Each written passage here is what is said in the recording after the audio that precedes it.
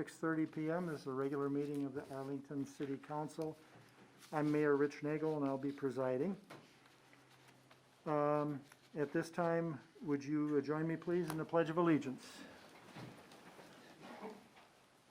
I pledge allegiance to the flag of the United States of America and to the republic for which it stands, one nation, under God, indivisible, with liberty and justice for all.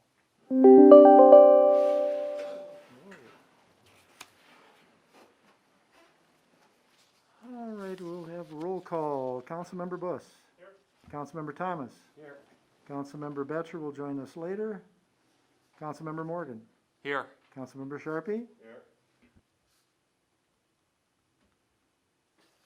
Okay, 4 council members present.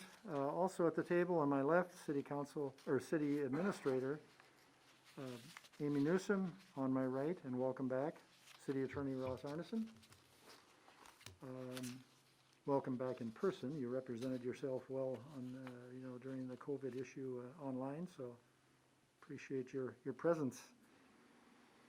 With that out of the way, are there any changes in the agenda? I have 2 additions to the agenda. Resolution 27-2021, a resolution accepting a donation and designating its use, as well as resolution 28-2021, a resolution approving the application for a lawful gambling permit for the Ridgeview Foundation.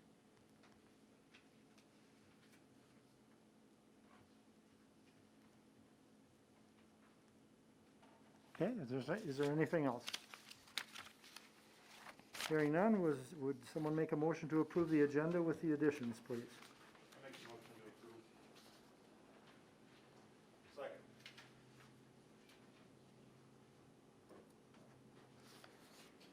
Motion by Councilmember Buss, second by Councilmember Sharpie to approve the agenda with the noted additions. All in favor say aye. Aye. Opposed, no. Motion is carried. Move on to the consent agenda. Consent agenda this evening consists of the following items. Item A, approval of the bills.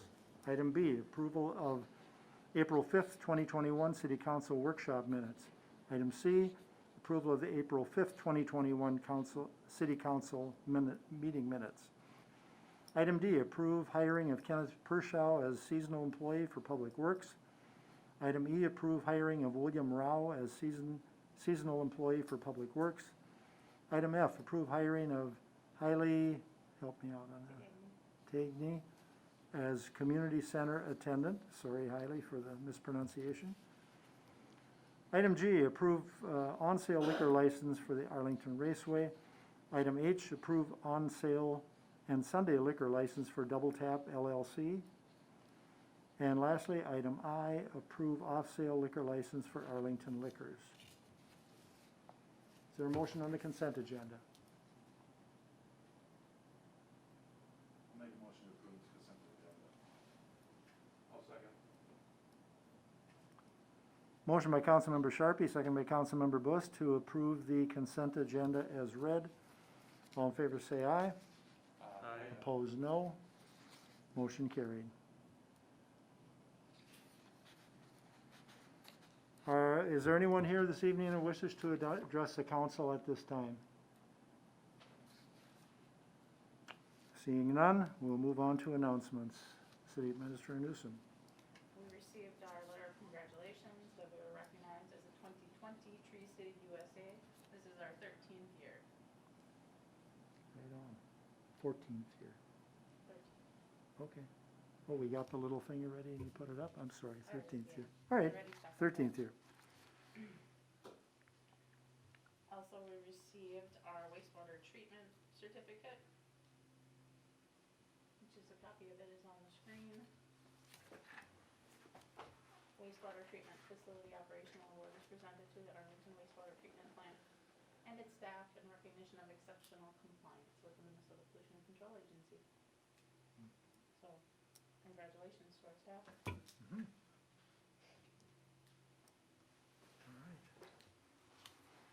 All right, move on to communications. You'll find a copy of the September 2020 AGI wastewater minutes also included a copy of the wastewater minutes from the April meeting. They're not approved by that board yet, but I feel like because they only meet twice a year, I wanted the council to see what was going on. Sure. So I just noted that they were unapproved. Same thing with a copy of the EDA minutes, those are approved.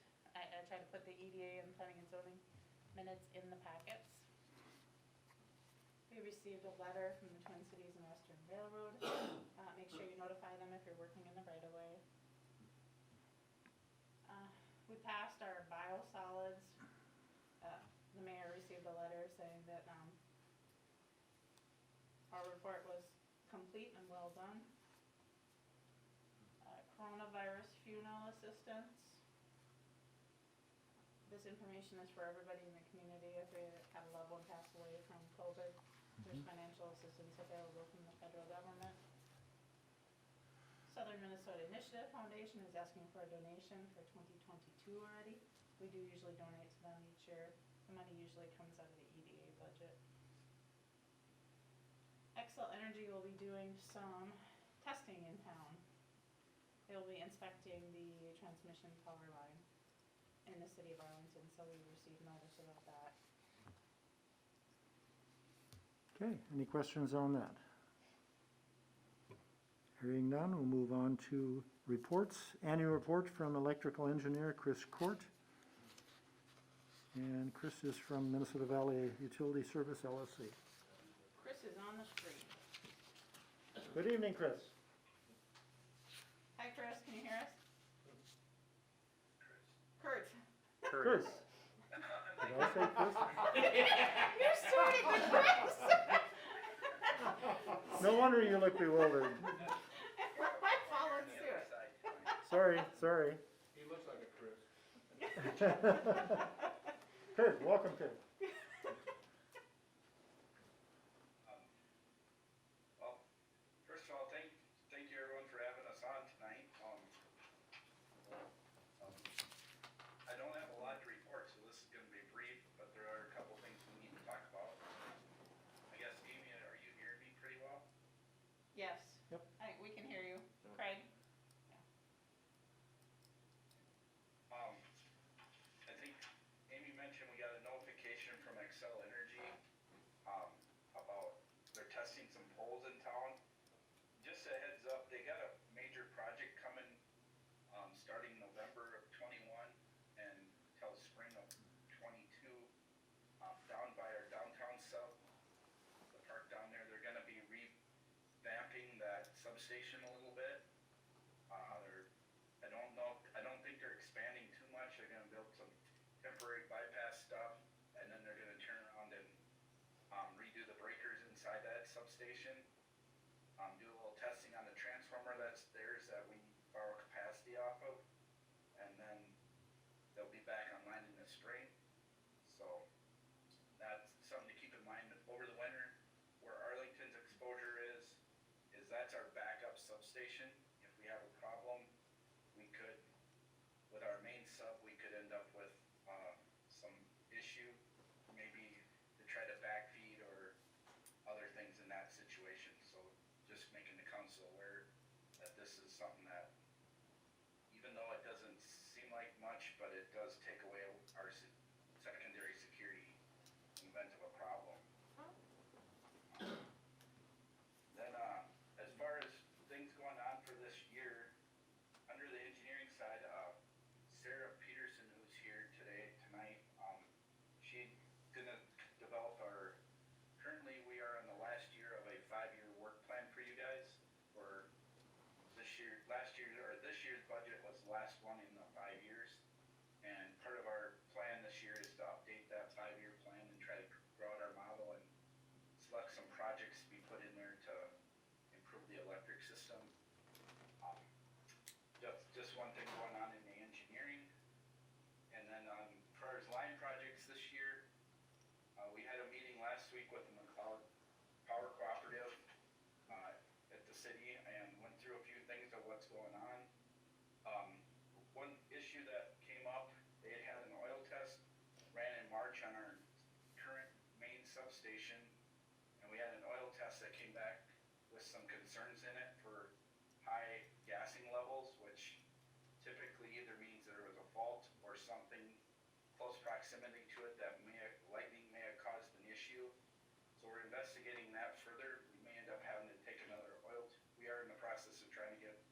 second oil test, and possibly even look at scheduling, taking down that sub to have that transformer inspected and tested. So I guess for right now, it's under further investigation. That's in the substation. Other things that are going on, another thing that was being talked about, we're gonna be looking at obtaining the city a spare voltage regulator so we can start doing some maintenance on the current ones in the substation. They've been in service since 2006 or so, so it's about time we give them a reconditioning or rebuilding. So that's being planned for this year to start. As far as McLeod, they've got 12 poles to replace in town that came from the last 2 years of pole inspections that were done. That'll be the last 12 poles that'll need to be replaced off of that pole inspection setup. And so they're planning to get to those this year and wrap them up. So, one other project that's in the works right now in town, and we have these what we call transclosures, which are overhead transformers in metal boxes. They meet the code and everything currently, but they're aged equipment and they're relatively unsafe to operate. We have to kill to get to them and operate them. The plan would be to change those out and put new transformers in. We have money budgeted for doing this project, and so we're gonna move forward with that. Other things here I got listed to inform you guys about. Kirby's been gonna go on line patrol or tree patrol in town, and if we run into some problems where some electrical lines are in conflict, we have, I believe, like $5,000 in the budget for a tree contractor to help and assist Kirby if needed. So just an FYI there. If you get any questions on that. The other item that I think you need to just put a thought process in, it's not happening right now, but we need to look at our current electric meters in town. We just deployed an AMI system about 5 years ago, and we were informed about a year and a half ago that meters are no longer going to be continued. Seems like that's Arlington's luck if it's not streetlights that get messed with, it's the meters. I just was we're in the process of looking at alternatives to that. One of the main alternatives we're going to be looking at is possibly getting on McLeod's AMI system and do the auto meter reads using their system because they're in the area, and it would involve just installing a collector down here. That's one thing being looked at, so everything's kind of a work in progress. I know I've been going on pretty hard. I can't really see anyone if there's any questions or comments, if anyone has any. Thanks for the update, Kurt, on the pole inspection. I know we talked about that 3 or 4 years ago, and it's good to hear that it's wrapping up now. Yes, for sure. We actually came out of that better than expected. I mean, could have been a lot harder poles to get at that are having issues, but I think McLeod guys said they should be able to get to those all this year, which is nice. Good. Any other questions from the council for Kurt? Notice how I called you Kurt now and not Chris, so I'm coming around. I'll talk to my mom, see what she had in mind here. Any other questions? All right. Thanks, Kurt. Appreciate your Thank you. report.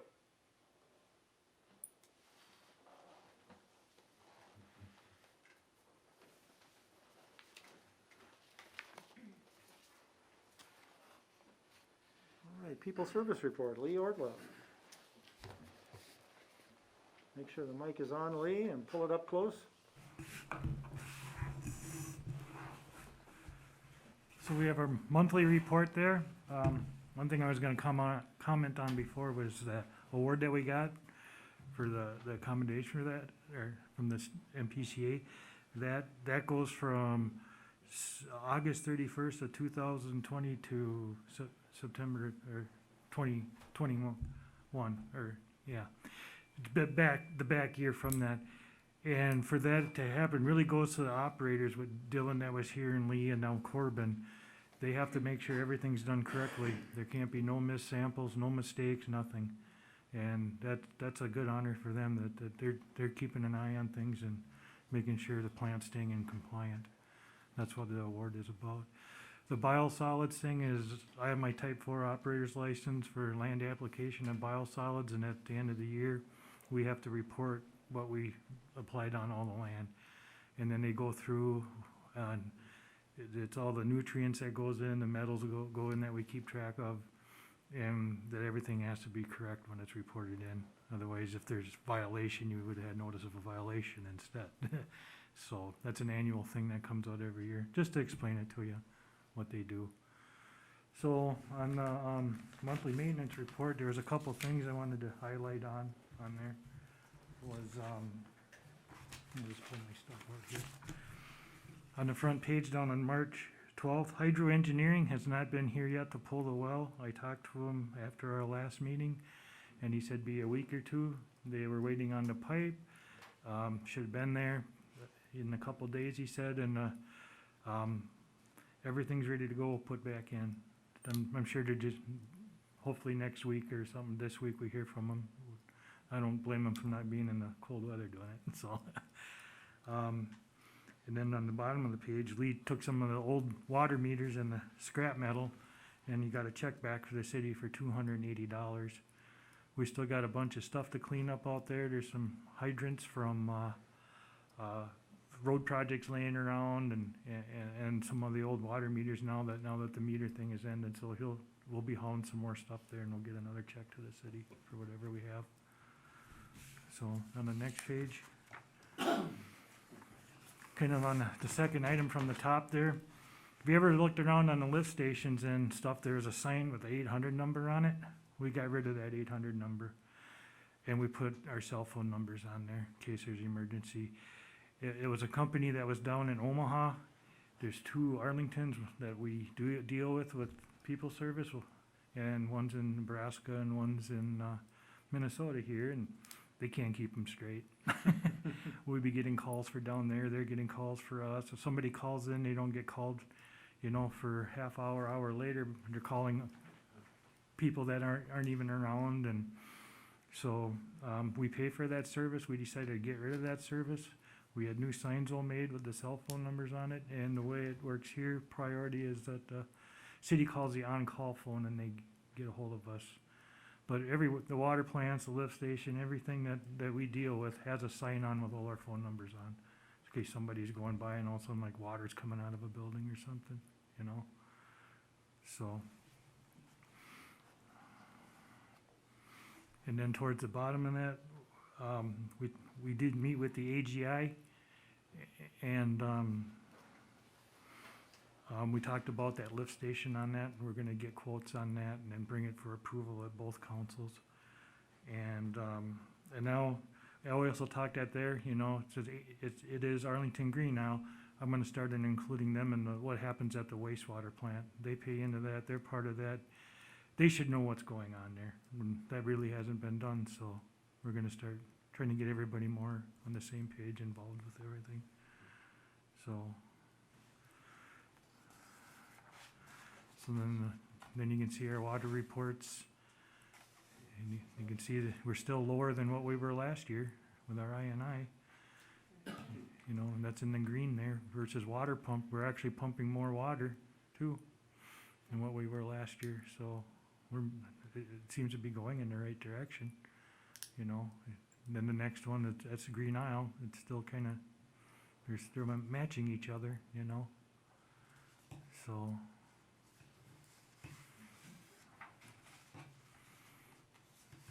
That's just an overview of the month of everything that we test for stuff. And then at the bottom, the contract, where we're at with chemicals and maintenance on our budgets. We're 25% spent, so. So this is something that, I'll back up a little bit. We used to have maintenance on all our work orders they're all generated on paper. We had a company that we had a contract with that would take care of that and stuff. We decided to go away from that in the beginning of 2020. And we were doing everything paperless now. And part of the things that we had is when that report got generated, all you got a list of what the work orders were, it didn't state anything. So now they're going back to this, we created our own program with this.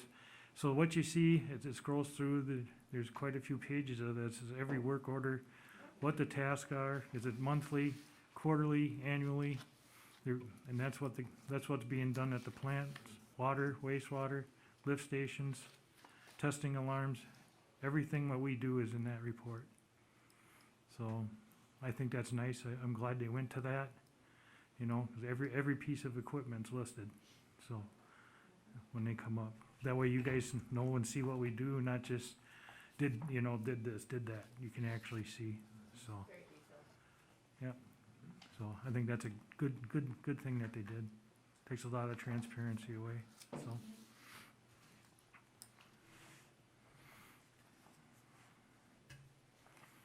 So we wanna move on to the tires. So when we had in the budget from last year for this year to, get tires for the tractor. They're pretty wore down.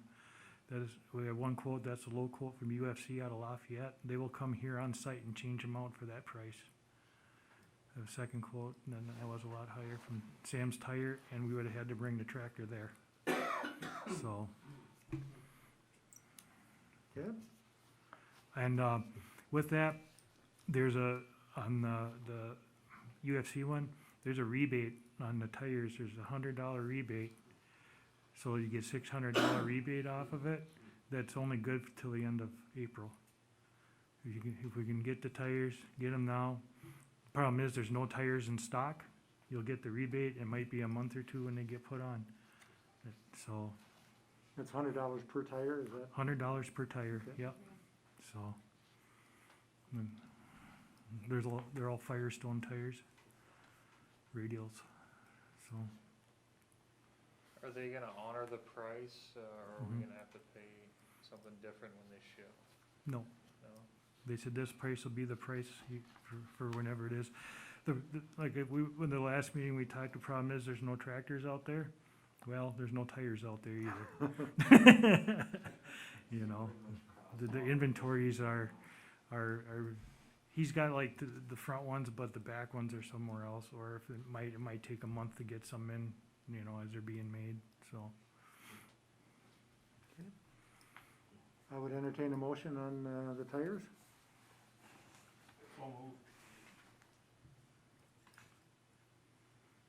Is there a second?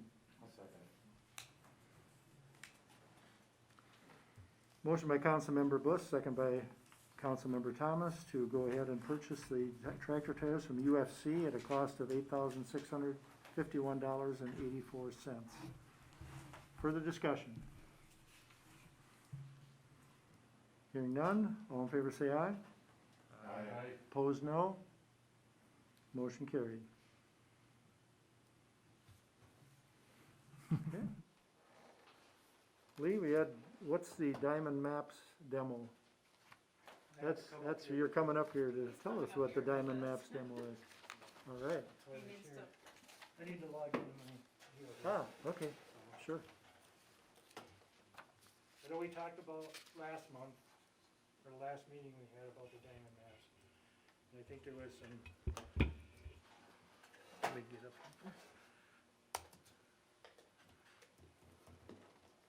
Let me log in.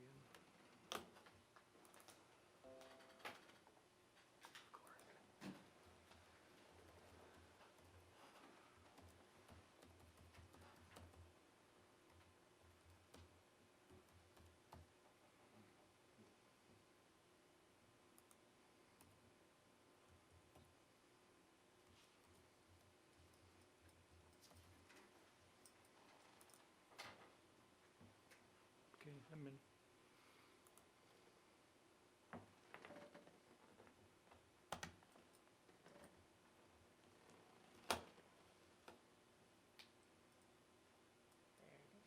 There it is.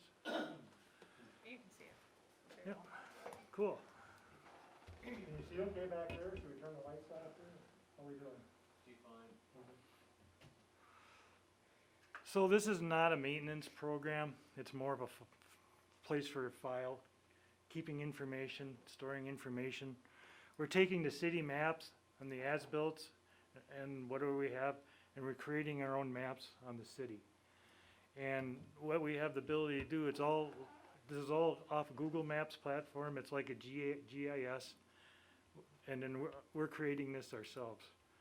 You know, we're not doing what the engineers' maps are. So if you go over here by the school, we had the road projects, like in the city, we don't have updated maps of the road projects, so I've been taking what their as-built were and putting them on. See, there we go.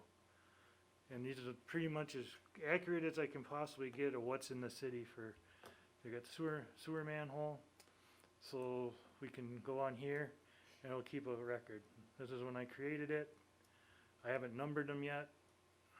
And then we can go through and we could list everything about the manhole structure, date when it was all installed. We were gonna have things divided into 4 zones, and that's for our jetting of the sewer manholes. Everything gets jetted here in 3 years, and then the 4th year is green aisle. So they'll be in different colors for each zone. And basically these are replacing all our books that we have at the wastewater plant. You can go on to sewer pipe.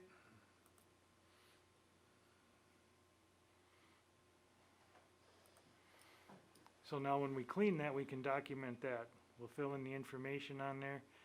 And the nice thing about it is with the company, everything will be documented the same. Some people don't do a very good job of documenting, some people do.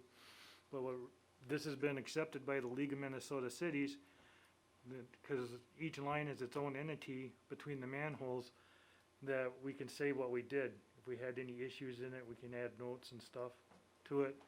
Tells us how long GIS length, how long is the sewer pipe, and then that'll be matching the zones up here. So, but we're putting in the water mains, the sewer mains up here. If you can see, shut-off valves, curb stops.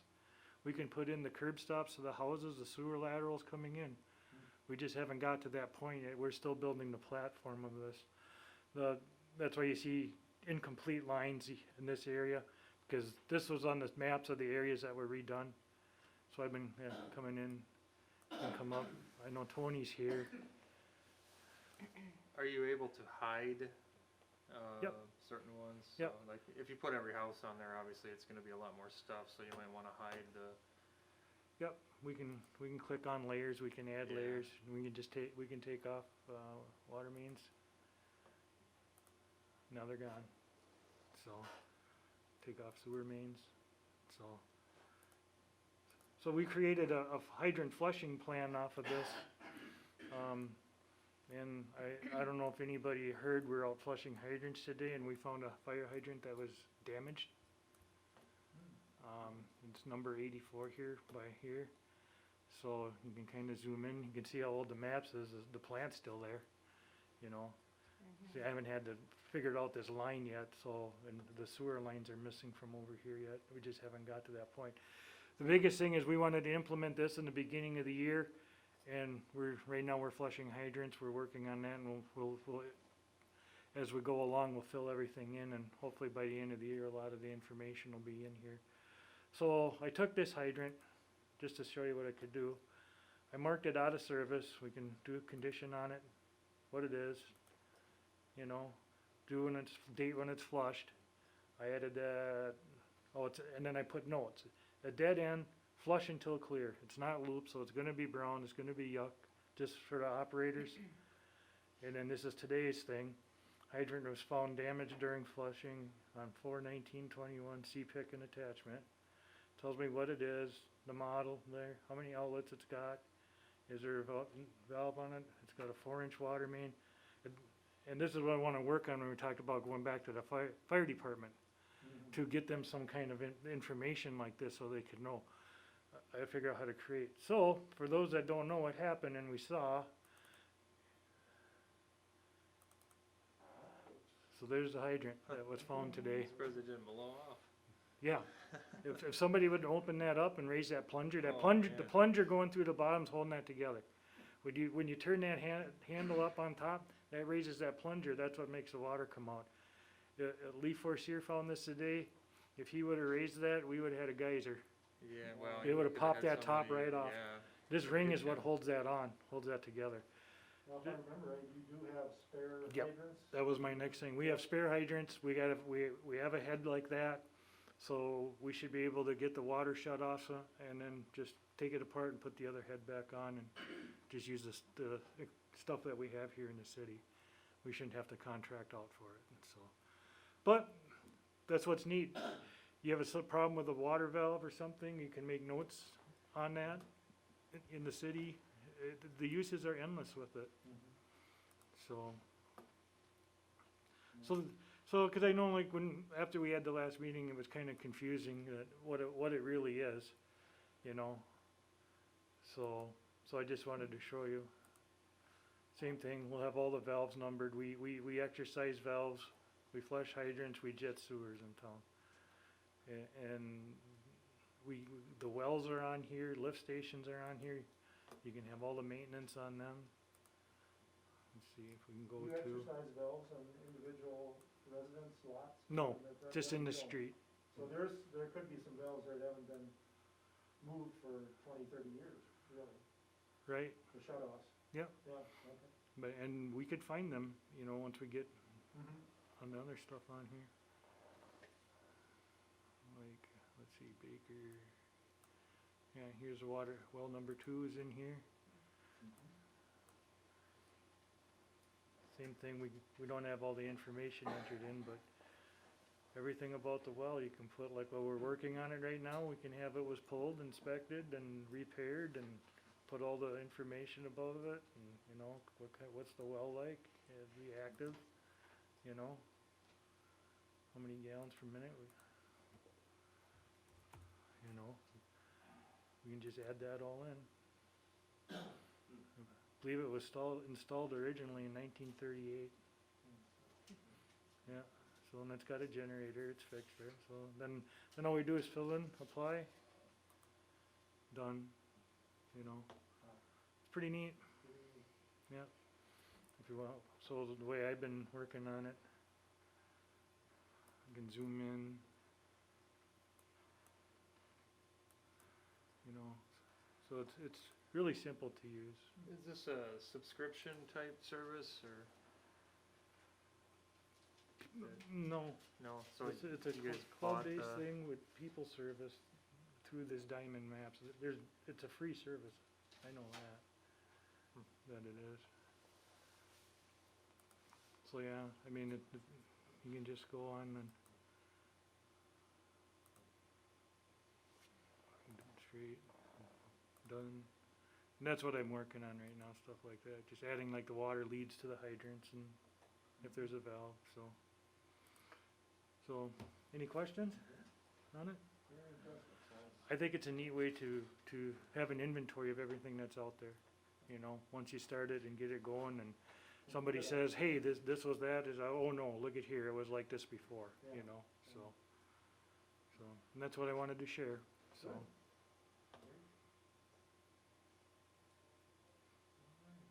But yeah, we're doing this with every town. Oops, let me go back. Just to show you. These are all our contracts on here. I started with, it's thinking. yeah, it's thinking. Greenouts pretty, farther along than Arlington is. I started on this one first. So, we found pretty much every map that the town's had, going through it and updates of all the developments and stuff. That's pretty thorough, so. Kinda neat, Very good. so. And that's all I got. Good. Mm-hmm. Thank you, Lee.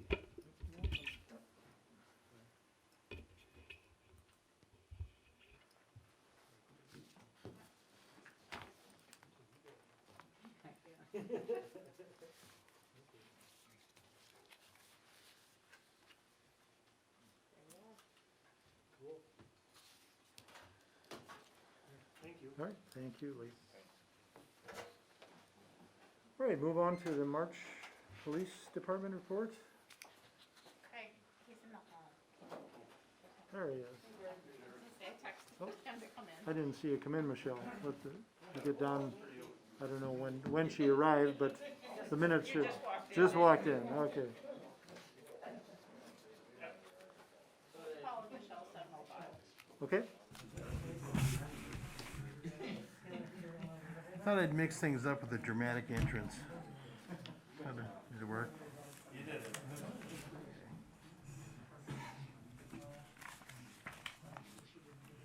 your microphone on? I believe so. welcome, chief. How are you?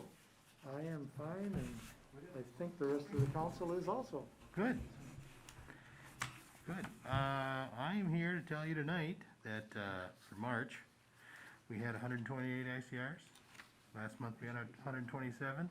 And I said, you know what, we can do better. And we did. We did 128. Kind of the same, traffic stop is kind of the big thing again.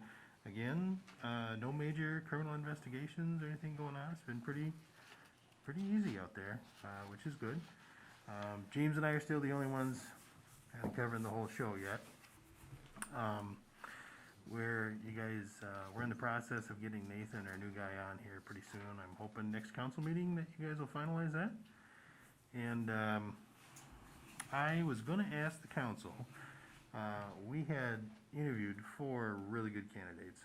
And we're backgrounding 2 of them right now. I guess the other one's just kind of a backup in case something comes up with our first one. But with the situation that our police department is still in right now, I still have Bailey that is probably gonna be out till the end of May.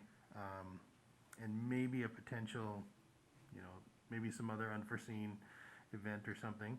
I was wondering if the council would be willing to give me permission to go ahead and offer a conditional job offer if something happens with my personnel before the end of the year is over, just based on the candidates that we have right now.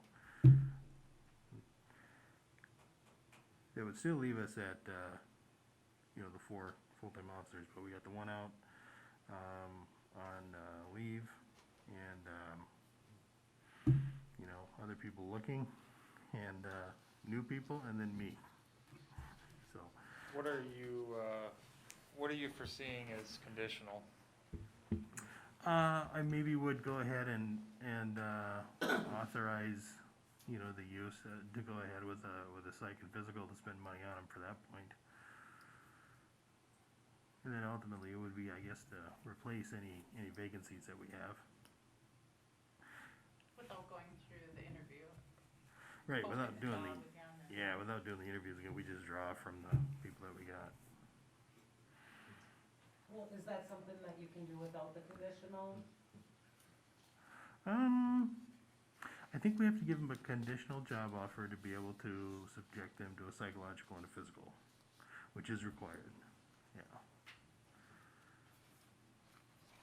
The part where she said to pull from the pool though, we wouldn't have to give anybody a conditional offer and go through the psych and the other piece. If something happens in the future, we can still pull from that pool without. Right, because they're the 4 candidates that we interviewed, so they've all passed the interview Yeah. process, part of it. So it would just be one of those things we could just draw from them. And my request for this is just strictly strategically anticipatory. I just, like I said, ever since I've been here, we've been slotted for 4 full-time officers, and since day 1 that I've been here, we've needed every one of them. So that's just the only reason that I'm wondering if you guys would consider that tonight.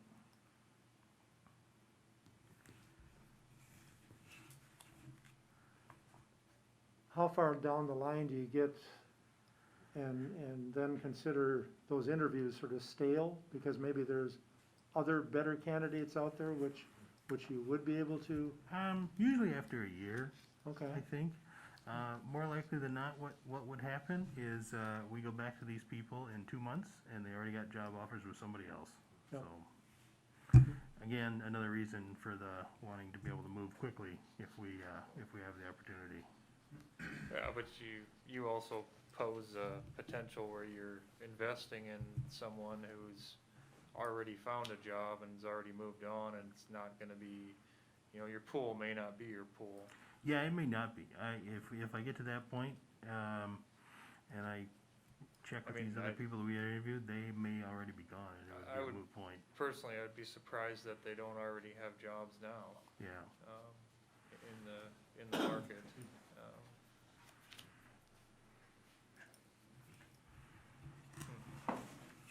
you'd just be wanting to get the psychological deal done? And how long is that good for, without the actual job? The conditional, conditional offers there until they successfully pass, a physical and a psychological. Once they pass both of those things, then we have the opportunity, or you guys would have the opportunity to offer them a full-time job. So let's say, I lose somebody and, I'm able to offer somebody a conditional. That's basically you authorizing me to go ahead and spend the money on a physical and a psychological, and at least get them ready, put them at the, this is a baseball town, so let me think of an analogy. Basically, put them in the bullpen. Is that right? Do we do At, that? For at, pitchers. at Right. bat, yeah, Yeah, at bat circle. yeah, How okay. much is the psychological, what is that, what would that cost? I think I haven't seen our psych bill for our most recent guy, but, Several $1,000s is what I've heard. I don't know that I would use the analogy in the bullpen. I mean, I've already hired them when they're in the bullpen. I'm thinking they're in the minors somewhere out, I'm just kinda watching them. Yeah. maybe I don't know, for me, he's the water boy? I'm not sure. I'm thinking they're like in the parking lot and, you're looking at spending a pretty good amount of money. From what I've heard in the past, this is several $1,000s. I'd be concerned that they've already found jobs and we're investing in them. I mean, I don't know what our holdup is. But I mean, if you don't, I mean, right now, just looking for people, it's really hard to find people, And I know we're constantly hiring people, especially for field service. And we stick a ton of money into them, training them, but that's part of the, then you have to treat them right to keep them, that's Well, part but of the whole thing. we're already working towards hiring the one, correct? Yes, Yeah, so that fills us back up to our four full-times. We just happen to have one that's out on, workman's comp, yeah, right? yeah. Mm-hmm. So that one, why aren't we looking for temporary or part-time or filling it with overtime, which I'm assuming you're doing now No, on we're that not. one, so we're not doing that. Oh, no overtime. We're doing a lot of on-call and a Yeah, lot of this. You seem to sound like you think you're gonna have an opening before the end of the year, is what you're looking at, aren't you? Is what I'm getting at? It's possible. You never know. Yeah. And then we're gonna get caught with our pants down. Then we start all over again. I just don't wanna find myself in the position where Bailey's still out and it's just me and the new guy. I mean, that will not be a fun place to be in, but if it's me and the new guy and I got another one that's going through the process because he's taken our conditional job offer, then I can spend the money on the psych, the physical, and if that works, and if Amy and I like him and we wanna hire him, then we'll bring him to you guys. so is the conditional person currently working as a police officer? Yes, our second one is. Mm-hmm.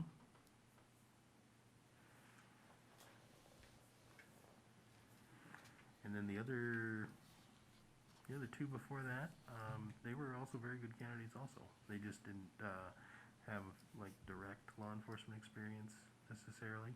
One didn't have any with the agency, the other one was a CSO, which would have helped, but good candidates. I don't know where they are in the hiring process with anybody else. I'm sure it's a pretty vicious game out there right now. Can we deputize Tom if we have to?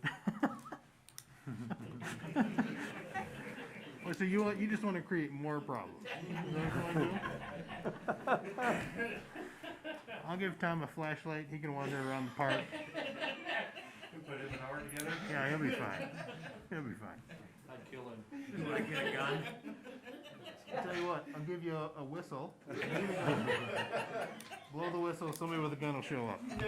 I'll bring my own. Okay.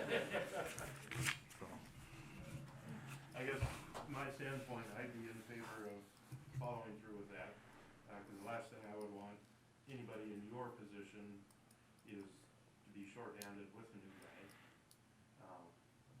Once the new guy is trained in and stuff like that, then I'd probably be more favorable to not doing the conditional part of it. But being we're in kind of a unique situation, we aren't plumbers, we aren't cell phone guys, we aren't feed guys, we aren't seed corn guys in your position. This is kind of part of that infrastructure in the community that we rely on when everything goes to pot, so. yeah, if, and like I said, the only reason that I just make the request is just the unique position that we're in right now. I just got some unknowns. Everything's kind of unknown right now. How much time is the psych evaluation process? It takes them about like a week, maybe to get an appointment in. They're usually pretty good. I use the same people that did me when you guys found me, and they got them in about a week. And So are we thinking 2 weeks if? Probably, maybe. As soon as, if I hear word that somebody's gonna leave me, I can call and schedule an appointment for anybody, and Well, that's what I'm trying to figure out. fill So that, if yeah. we're talking about a maybe on the potential to leaving, I think if we prioritize and say, let's hire the person we're saying we're gonna hire and get them coming in as quickly as possible versus potentially spending a few $1,000s on someone who may have already found a job or, might already be going through the process with somebody else. Right, and I would be, If I it's 2 would, weeks, I mean, we're looking at yeah, whatever that few $1,000s for a couple of weeks delay. So is that worth it? For me, I don't know that it is. yeah, I don't know, it's just, the post requires that certain boxes get checked before you can hire a police officer, and they all take time, and, I just figure if, in the position that we're in, if we know we're gonna have to, if we could just move on a conditional job offer right away, and if that's just somebody who doesn't have any other, now granted, if the person that I wanna give the offer to has already got a conditional job offer somewhere else, that might make me, maybe not do anything. But if they don't, they're still looking for a job, I'd do it. Either way, you've already moved forward on the first one that you were gonna hire, and that's all, that process is going through, and you're starting soon, Yep. so. When does Bailey due to come back in full capacity? The end of May is the last thing I was told. Okay. And I guess that all depends.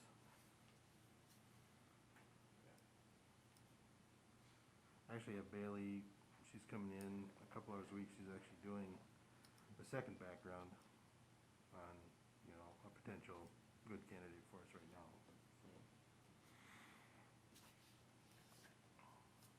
What are your thoughts about holding a special meeting if something were to come up? Oh, we sure could do And that. that way, if something comes up in between our meetings, that we can get together and just have a one-topic special meeting regarding that. I like And that. then make the move. That's not leaving you hanging at all, it's acting upon something and probably getting a person in by the time you need them in. But Right. it's not putting us in a position where we're saying, okay to a fifth officer, cause that's how I feel. Oh, If yeah. I say yes right now for you to do that, I feel like I'm saying yes for you to hire number 5 on the department, right? Well, Technically. what you would be telling me yes to is I can immediately replace number 4. Right, but That's- with us holding a special meeting, I think we can still accomplish the Sure. same thing and get to where you need to be at that moment, right? Yeah, and that's fine. If you guys are okay with having to call a special meeting, I'm certainly okay with that too. I just didn't wanna be caught between 2 meetings, two 3 people, weeks yeah, apart, maybe yeah. the longest, yeah. Right. Yeah, Yeah. no, I get I'd you, do that's it where. on a phone call. I mean, I'm talking reacting quickly, and I'd say if we're feeling that we're in this bind without, you know, the person that we've already are looking to hire, we need to try to speed that up as quick as we can.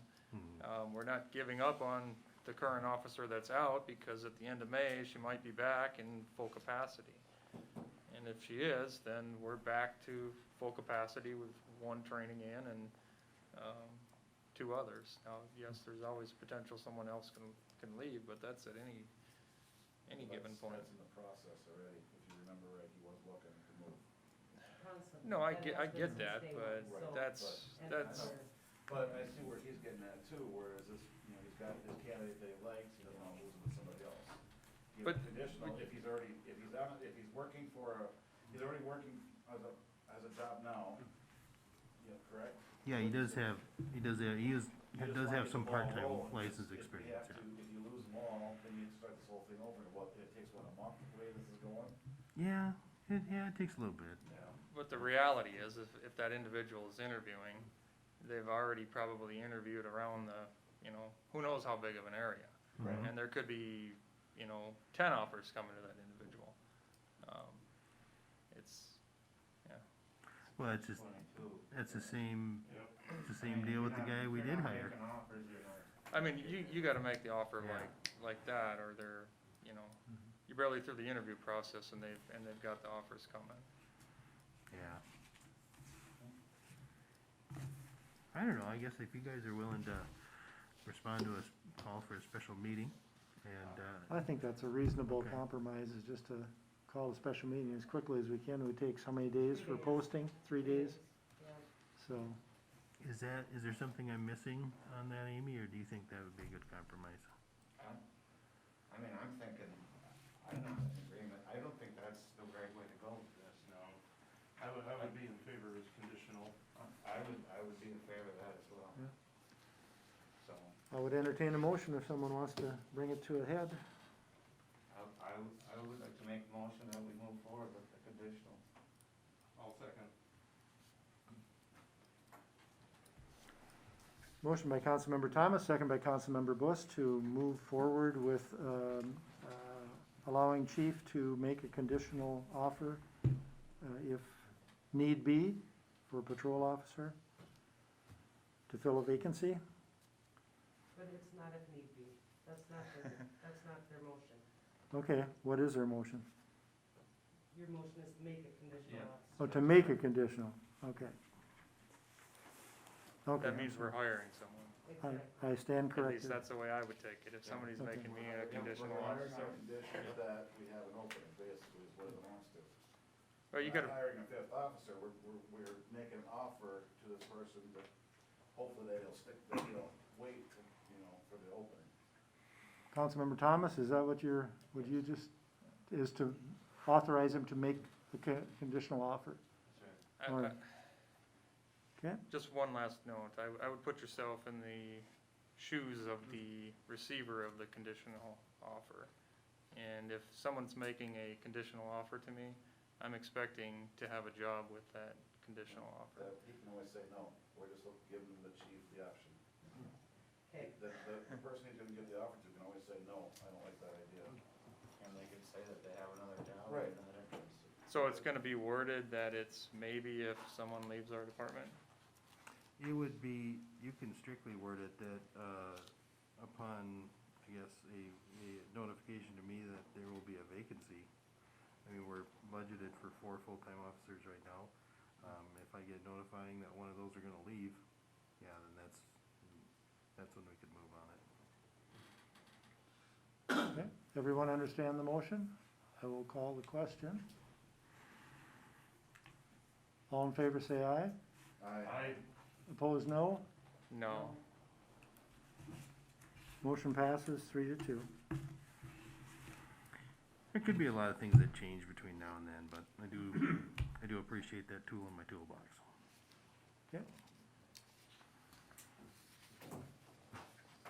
And what would you like to discuss about adolescent violence? We got some of it, Adolescent violence? Craig? We've had a little bit of it. Yeah? Our household is one of the families that was somewhat involved with this. The actions that took place were involving minors, and there's been enough actions involving them. The last one happened at school. Previous to that, it has happened at Four Seasons Park. And the more I talk to the minors that are involved with this, some of these other minors are presenting themselves and showing up at other minors' houses and in public. The last incident that happened, I'm waiting for some paperwork to follow through with some other charges and whatnot for lawfully. But the school, I believe, is doing what they can, how they can, within their means. Chief Kinichke is doing what he can, and he's pretty snappy and good with it. Officer James is doing as well as the same, but I think it's something wise to let the rest of the community know that's been going on. It's not just in my house, there's about 7 other of them across Arlington, and about 4 other homes in Gateway. So.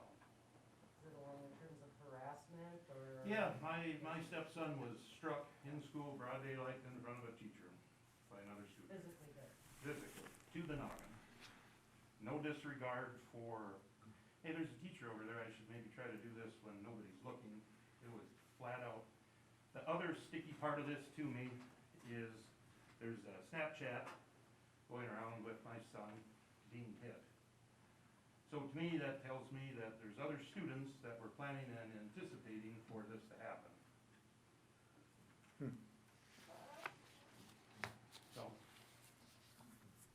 other than that, the child has my attention very well.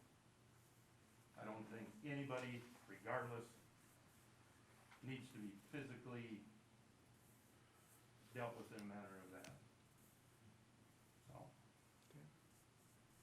Well, I appreciate your bringing it to the attention of the council, that this is going on in our community. You know, and it's kind of, when I grew up in Hutchinson, I never thought I would ever have to worry about being hit or somebody physically assaulted, beat me up, whatever. When my kids come home from school now, I'm an hour away in Hutch. And the thought me and my wife come across is, are they gonna make it home? Is there something that, and they're doing what they can to keep it from that.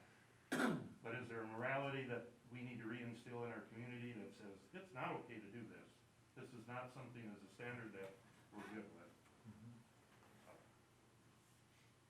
I can only assume that you've been in conversation with the school district also. Oh, yeah, Yeah. Mr. Wagner at the school has assured me they're doing what they can for Okay. all the boys and families, that are Okay. involved with this. And it's kind of crazy to me because it's not just boys that are picking on other boys, it's girls that are telling girls that, you know, crazy stuff that I never dreamt a 12-year-old would ever tell another one. So. Okay. All right, well, hopefully that can make some changes for the better. I think, just with that, I guess what I can say is, we've got a really good working relationship with Jeremy and Mr. Walsh. And they're pretty good at calling me if they have any questions about anything, or if they're not sure. They do handle a lot of things themselves. But I've made it pretty clear to them that if there's actual fighting and assaults and criminal damage to property, that we will definitely look at that and send it over to the appropriate authorities.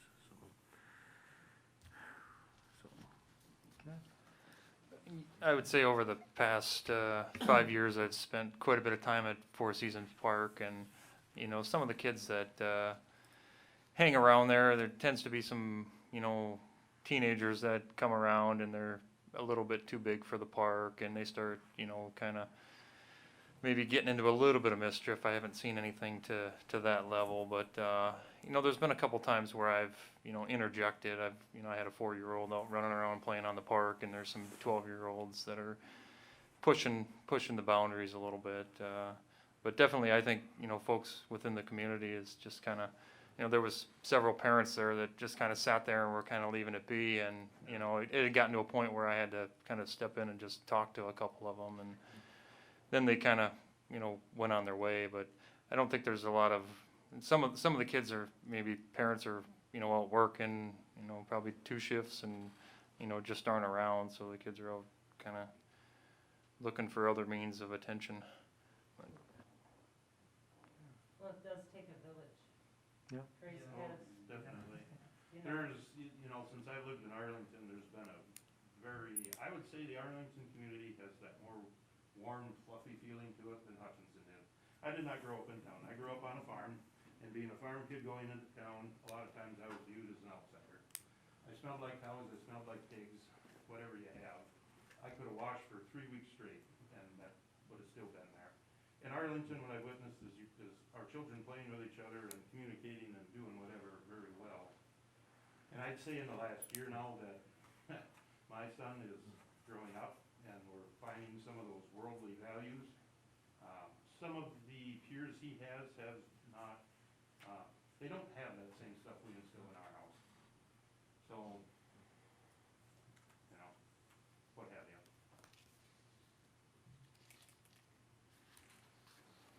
Okay, thank you everyone for sharing.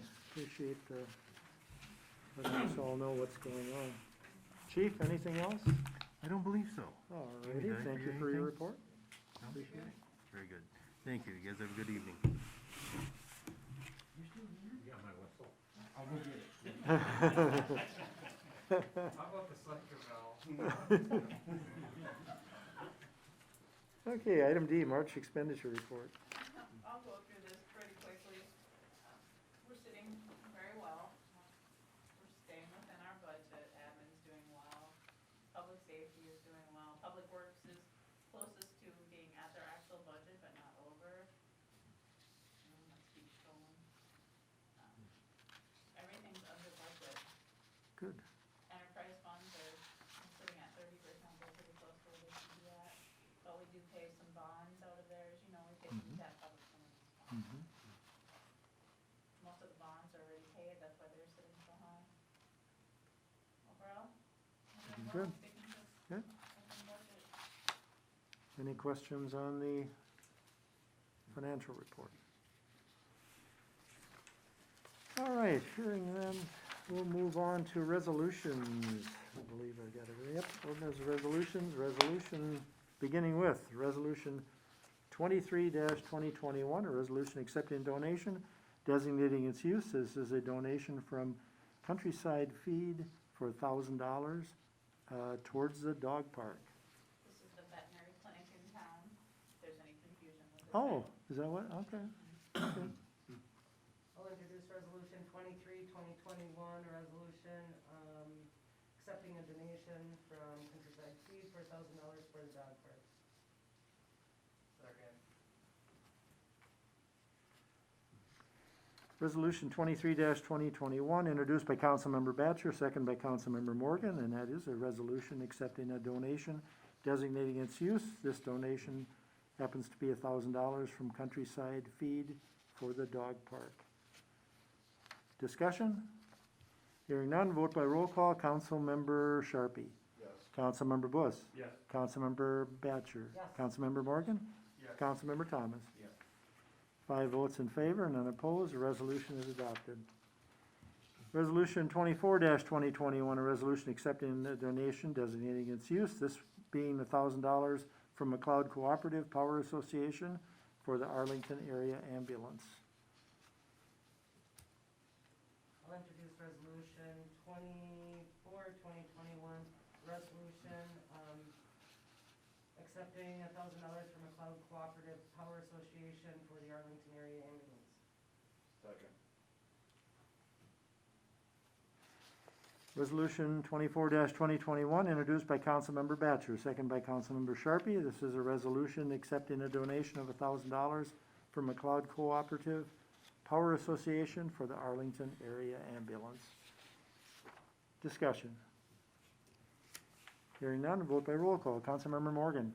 Yes. Councilmember Thomas. Yes. Councilmember Sharpie. Yes. Councilmember Bus. Yes. Councilmember Batchor. Yes, 5 votes in favor, none opposed, the resolution is adopted.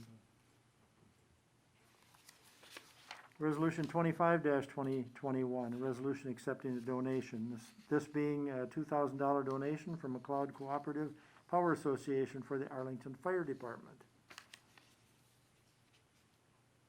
I'll introduce resolution 2025-2021. Accepts the donation from the McLeod County Co-op of $2,000 to the fire department. second, Resolution 25-2021, introduced by Councilmember Thomas, second by Councilmember Batchor. This is a resolution accepting a donation from McLeod Cooperative Power Association for the Arlington Fire Department in the amount of $2,000. Discussion? Vote by roll call. Councilmember Bus. Yes. Councilmember Thomas. Yes. Councilmember Batchor. yes, Councilmember Sharpie. Yes. Councilmember Morgan. Yes. 5 votes in favor, none opposed, the resolution's adopted. Resolution 26-2021, a resolution accepting a donation. This being a donation of $1,000 from Green Isle Township for the Arlington Area Ambulance. did they pay their, They That's did what I not. was just gonna clarify, they did not They pay did their not. billed amount for the township. They specifically gave us a check and wrote donation on there Mhm. in lieu of their Yeah. payment. And they did not pay last year either, by the They way. did not pay last year either. Yeah, so this is just an outright donation. well, I appreciate them doing a donation. Yeah, um, yeah, a pleasant surprise. What's the amount they would have been paying? I think last year, was it $4,000? 4,000 and some? 3 or 4,000 that they didn't pay last year, and I would assume it'd be similar this year. So they have just backed out of supporting the ambulance directly, as the other townships are still doing. So, I'll introduce resolution 26-2021, accepting a donation from Green Isle Township for the, of $1,000 to Arlington Ambulance. second? I'll second. Is that Sharpie? No, Bus, okay, I saw an arm go up, yep. Thank you. Resolution 26-2021, introduced by Councilmember Batchor, second by Councilmember Bus. That being a resolution that accepts $1,000 from the Green Isle Township for the Arlington Ambulance. And any discussion? Vote by roll call. Councilmember Sharpie. Yes. Councilmember Bus. Yes. Councilmember Thomas. Yes. Councilmember Morgan. I think I'm gonna vote no on this one.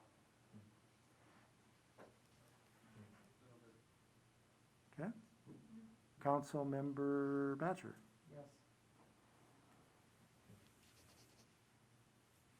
We've got a 4-1. Okay, 4 votes in favor, 1 vote against. The resolution is adopted. Resolution 27-2021, a resolution accepting a donation designating its use. This is a resolution from the estate of Barbara Spanos in the amount of $33,595.16. And it is going towards the fire department. it's kind of an odd number. 27-2021, did we skip a number? We just don't have the right one up there. I'll introduce. Oh, yeah. resolution It's not in the packet today. Okay, 7-2021, accepting donation from the Liberty Trust. it's in the state. Of Barbara. Is there a second? Second, Resolution 27-2021, introduced by Councilmember Morgan, second by Councilmember Batchor. This is a resolution accepting a donation designating its use. The donation is from the estate of Barbara Spanos, and it is in the amount of $33,595.16. $595.16 going to the Arlington Fire Department. Discussion. Hearing none, vote by roll call. Councilmember Batchor. Yes. Councilmember Morgan. Yes. Councilmember Thomas. Yes. Councilmember Sharpie. Yes. Councilmember Bus. Yes. 5 votes in favor, none opposed, resolution is adopted. Resolution 28-2021, a resolution approving the application for a lawful gambling permit for the Ridgeview Foundation. And this is an event, is this for an event or just for the year, or? Raffle. Oh, for the raffle. Okay, raffle on December 31st.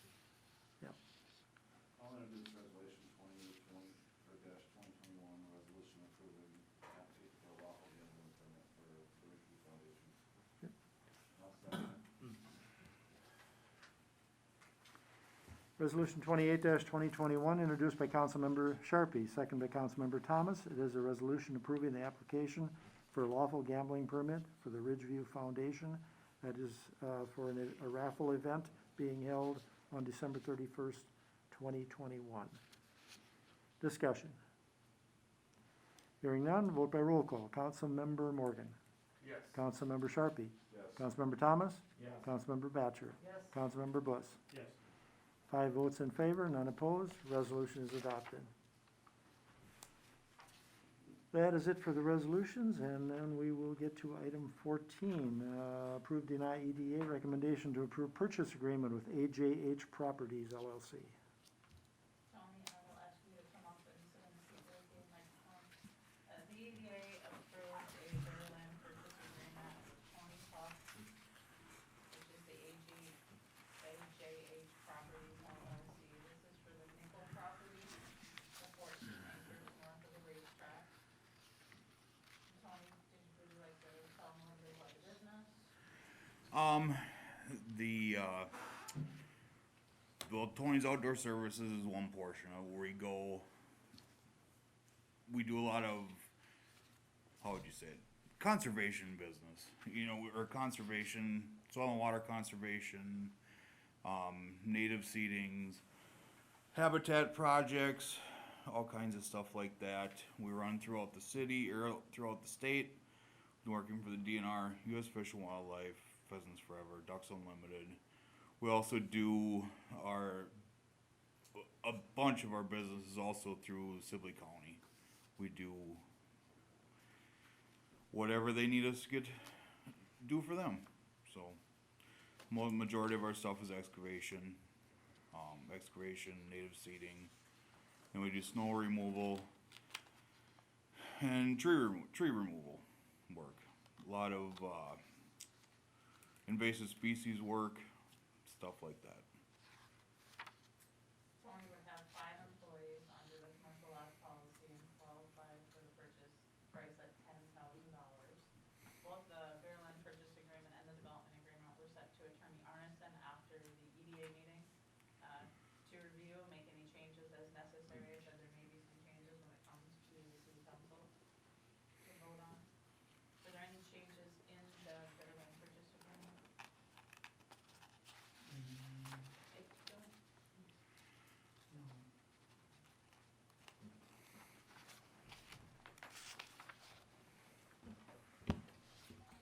Just one question, so you're saying it's Tony's, what is AJH Property LLC? So that's who's gonna own the property out there. Tony's Outdoor Services is what I do, is my excavating and stuff like that.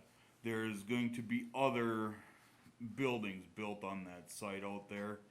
It's gonna essentially end up being a small industrial park with incubators for other businesses also, is my intention. So they will own, AJH Properties will own the buildings and that out there. So why are they not here? I am. So you are AJH Yes, Properties? I'm the owner of that also. Okay, So, yes. alright.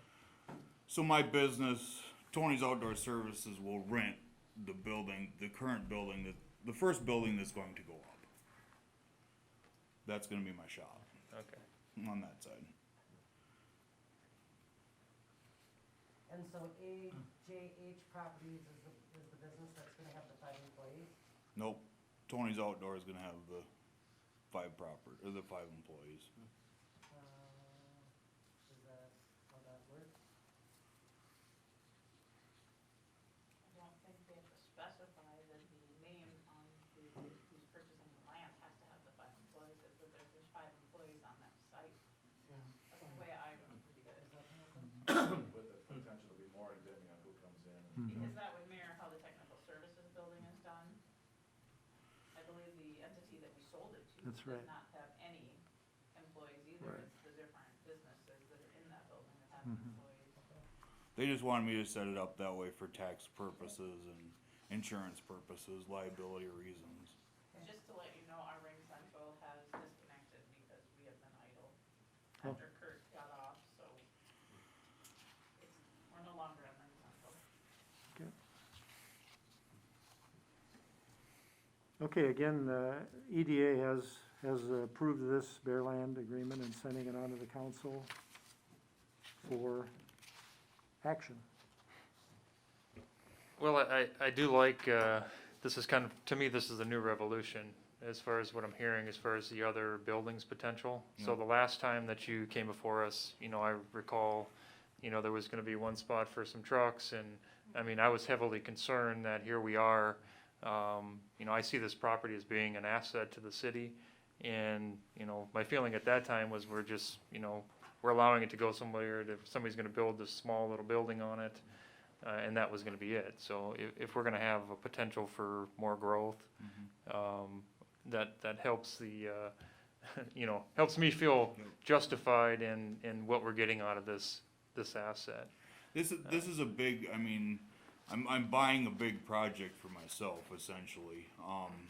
There's a lot of infrastructure that's gotta go into the thing, to make it, so it's not gonna happen overnight, but it's all gonna be work in progress over the next 2 years, probably. But yeah, there's nowhere, like I discussed with the EDA and looking around, you can't find a building if you wanna rent something, or if you want to, anything like that. It's non-existent, so you gotta, I just thought it'd be a good way to introduce more stuff into town and stuff like that.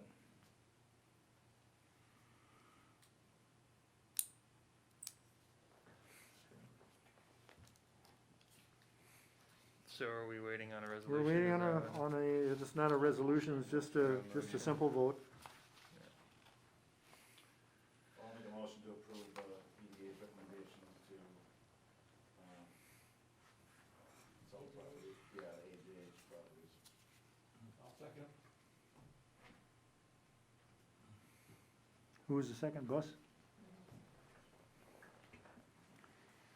On a motion by Councilmember Sharpie and second by Councilmember Bus to approve the recommendation to approve purchase agreement with AJH Properties LLC. Then this vote is then for the purchase agreement. Okay? Any discussion? Hearing none, all in favor say aye. Aye. Opposed, no. Motion carried. And we'll move on to approve or deny the EDA recommendation to approve a development agreement with AJH Properties LLC. This was also approved by the EDA. There was a change in this under number 8. Ross, did you want to go through? Sure. The previous development agreement was modeled on one that we were considering last year for the same project. And it had one clause that said that the property would revert back to the city if the purchaser did not start construction within 90 days. Well, based on the timing of this situation, 90 days would have gotten us very close to when he's supposed to have the building completed. So that didn't make any sense. So we installed instead September 1 start date. Also based on prior experience, we've had a couple of projects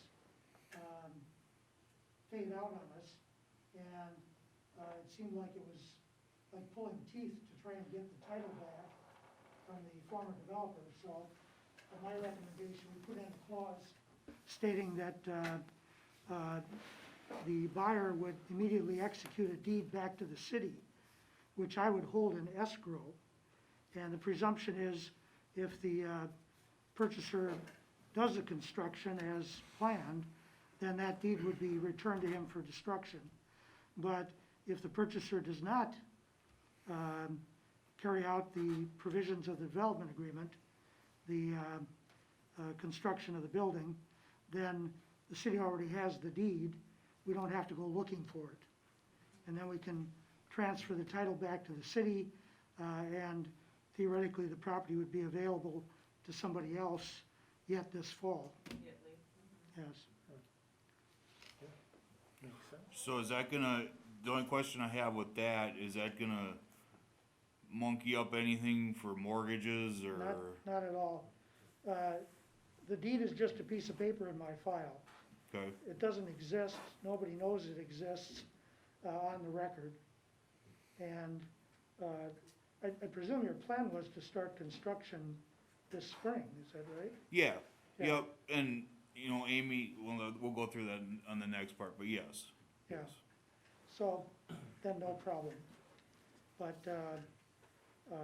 my recommendation to put that in, again, is based on some past experience we've had where many promises were made that were not kept. Yep. And then we had to chase the developer Right, for the deed back, even though it was very clear in the agreement that, you know, since they didn't fulfill their part of the bargain, they were supposed to deed it back to us. yep. So this way, we don't have to worry about that provision.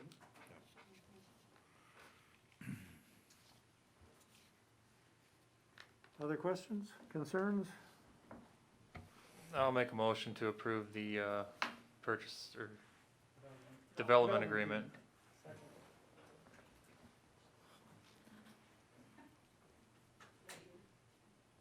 Was quiet that time. Yeah. Surprised all of us.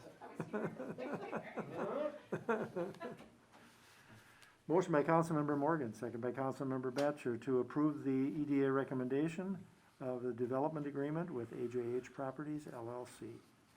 Further discussion? Hearing none, all in favor say aye. Aye. Opposed, no. Motion carried. Moving on to approve deny EDA recommendation allowing Bolton and Mink to move forward with the BDPI application for AJH Properties. Tony was looking for assistance with bringing in the infrastructure, he's looking at bringing in sewer and a road. And if the council remembers the BDPI infrastructure grant from the state of Minnesota, the city has applied for that. Semstone, we used it for a road out at the new Semstone. We received one for the Ninkasi project, which never happened, and that was for bringing sewer and water out there. And before I went to the engineers, I wanted to bring it before council, because we need the engineers to help us determine the cost for bringing out the sewer and water and the road. We need some numbers. So I asked Jason, how much will it cost for the city to hire you to do this application? He came back at $4,000. So before I reached out to Bolton and Mink to even start the process, I wanted to know that council was okay with that, spending that much money.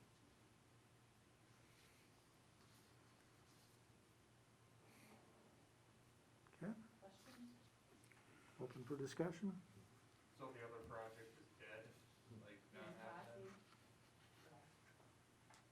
Well, we're talking about the one out, the intersection of Highway 5 and 9, yeah, Yes, they gave the land back to the city. yeah. Yeah, right south of the,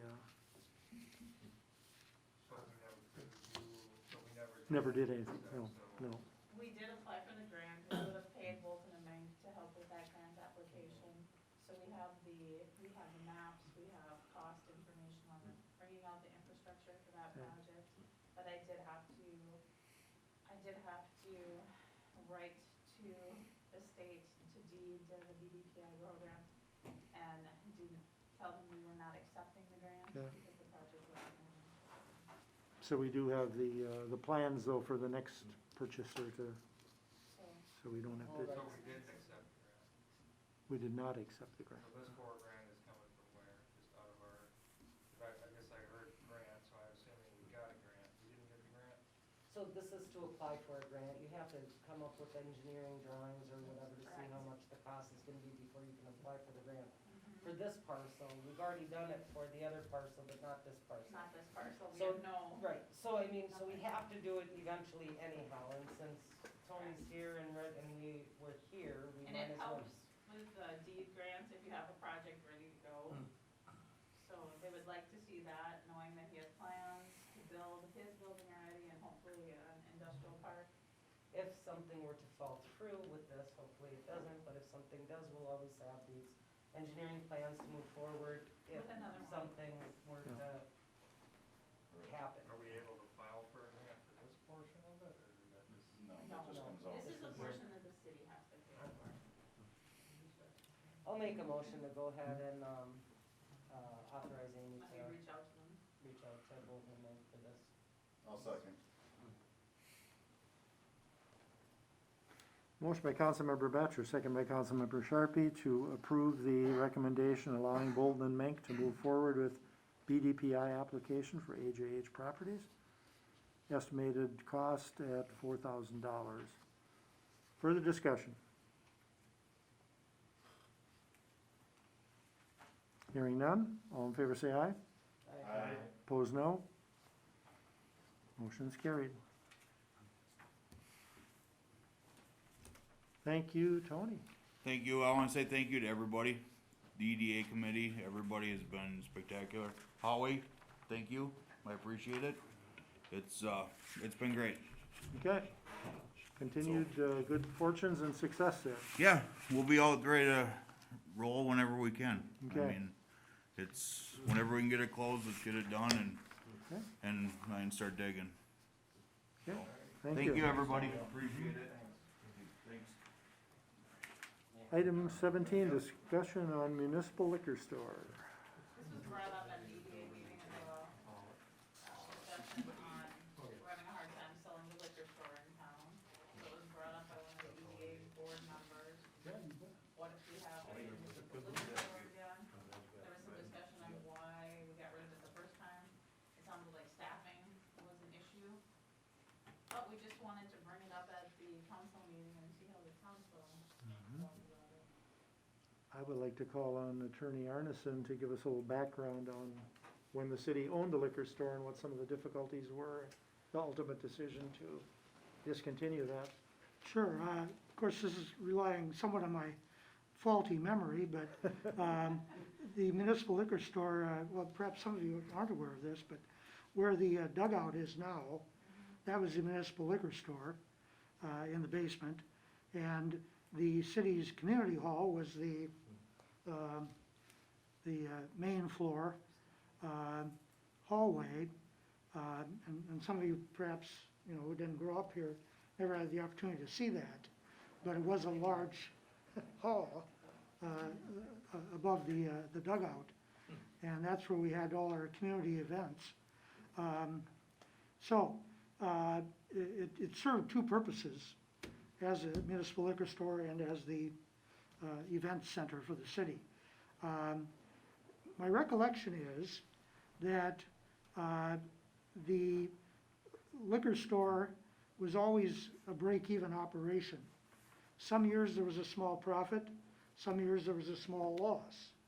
But balancing it out, the city really wasn't making much money at it. And it was somewhat of a personnel headache for the council, trying to staff it, particularly, getting someone in there who would be a good manager.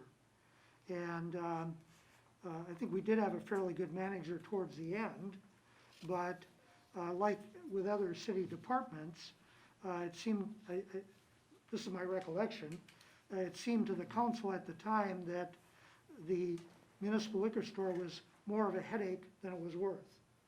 If it had been rolling in, huge profits every year for the city, it would have been different. The council probably would have, gritted its teeth you know, put up with the personnel and other management issues. But since it was, you know, more or less a break-even operation, the question was, why bother with it? So then it was sold. The municipal liquor stores around the state at that time had, I think, somewhat similar experience, depending on the location, of course. But the small town liquor stores tended not to be very profitable, and that's why I think many of them were closed. It wasn't, you know, necessarily Arlington, you know, wasn't doing a good job. You know, I think our store had the same struggles as a lot of other small town stores. You know, we're in a different era now. Whether or not a municipal liquor store starting from scratch would be profitable nowadays, who knows? For the council's information, this, I think, kind of started a trend in Arlington. At one time, we had the municipal liquor store, we had our own sewer and water department, we had our own electrical department, street department, and police department. So, you know, our city employees would triple or quadruple what we have now. But we experienced the same problems with all of those departments. Being a small town, you know, we couldn't pay top dollar for top personnel. And in fact, with some of the departments, we had trouble staffing them in the first place, getting people hired who would then get their appropriate licenses. And once they got their appropriate licenses, guess what? They would tend to leave for a higher paying job. And so it got to be kind of a revolving door. We also ran into a couple of very problematic employees in various departments who, again, I guess the council felt at a certain point was too much of a headache. And so we've contracted out the sewer and water to People's Service, the electrical system to McLeod Co-op. We sold the municipal liquor store, so we've kind of trimmed the dead wood off the tree, so to speak. So this has been kind of an ongoing trend for Arlington, and I think a lot of other small towns. I'll just go on the record, it's an absolute no for me. Definitely not interested in any municipal liquor or anything to do with liquor and any business for the city. We're not an HR department. I don't think we need to be worried about somebody selling, you know, to an underage person, and then the counts, you know, the room filling up with people, you know, complaining about that, and yeah, there needs to be a separation. Well, it was more than just a liquor store, it was also a bar. Oh, yes, yes,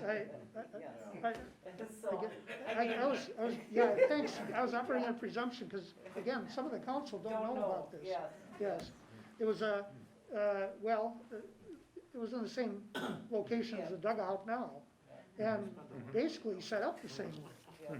Yeah, and so, yeah, well, and in fact, in the good old days, after the official council meeting, there was always a second unofficial council meeting at the municipal liquor store. We don't do that anymore. Yes. Oh, yeah. Just to be clear. Yes. That way they were profitable. Yeah. Yes, yes. I would assume very. Especially get the Thomas boys on. Why would they say that? I don't know.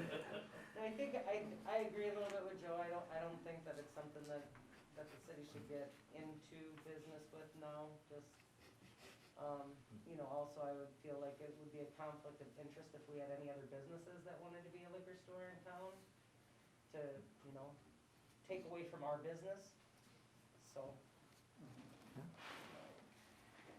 Yeah, I would agree, it's more of a headache, and staffing, finding staff is just, if it was a problem then, it's still gonna be a problem. If you find, it'd be better if you had somebody have their own liquor store, that way they have ownership of it. If you could just hire somebody, they don't have ownership of it, how much are they gonna care? You know, compared to somebody that has the ownership it's their livelihood that's in jeopardy if something happens.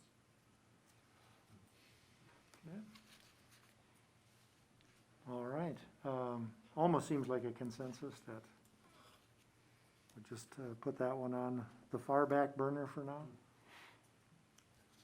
Maybe never to be recycled or re-brought up, but thank you for the background on it, Ross. Northland drying order. Amy? This was actually for Ross? on the agenda at the request of Attorney Arneson. Okay. Yes, I made a comment about this recent email to the council. The email was primarily to report to the council that MPCA is still grinding towards a consent order with Northland Drying regarding noise and particulate emissions.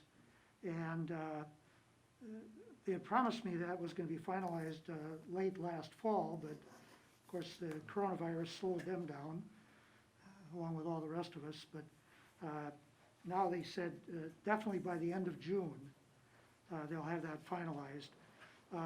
And I was a little surprised about this, but they took a very strong position that their negotiations with Northland Drying are considered confidential until the consent order is finalized. And they certainly have the city's input on the problems that we've been experiencing, but they consider it to be between the state regulatory agency, MPCA, and the industry. And so nobody else, gets to be party to that discussion. I did express my frustration to them a little bit about that, but that's the way it is. But I then also asked them about the recent odor problems, and they definitely do not get involved with that. It's not part of their regulatory purview. Odor emissions are strictly a subject for local regulation. And we do, of course, have nuisance sections in our city code that relate to noxious odors. So we already have something on the books that we can enforce.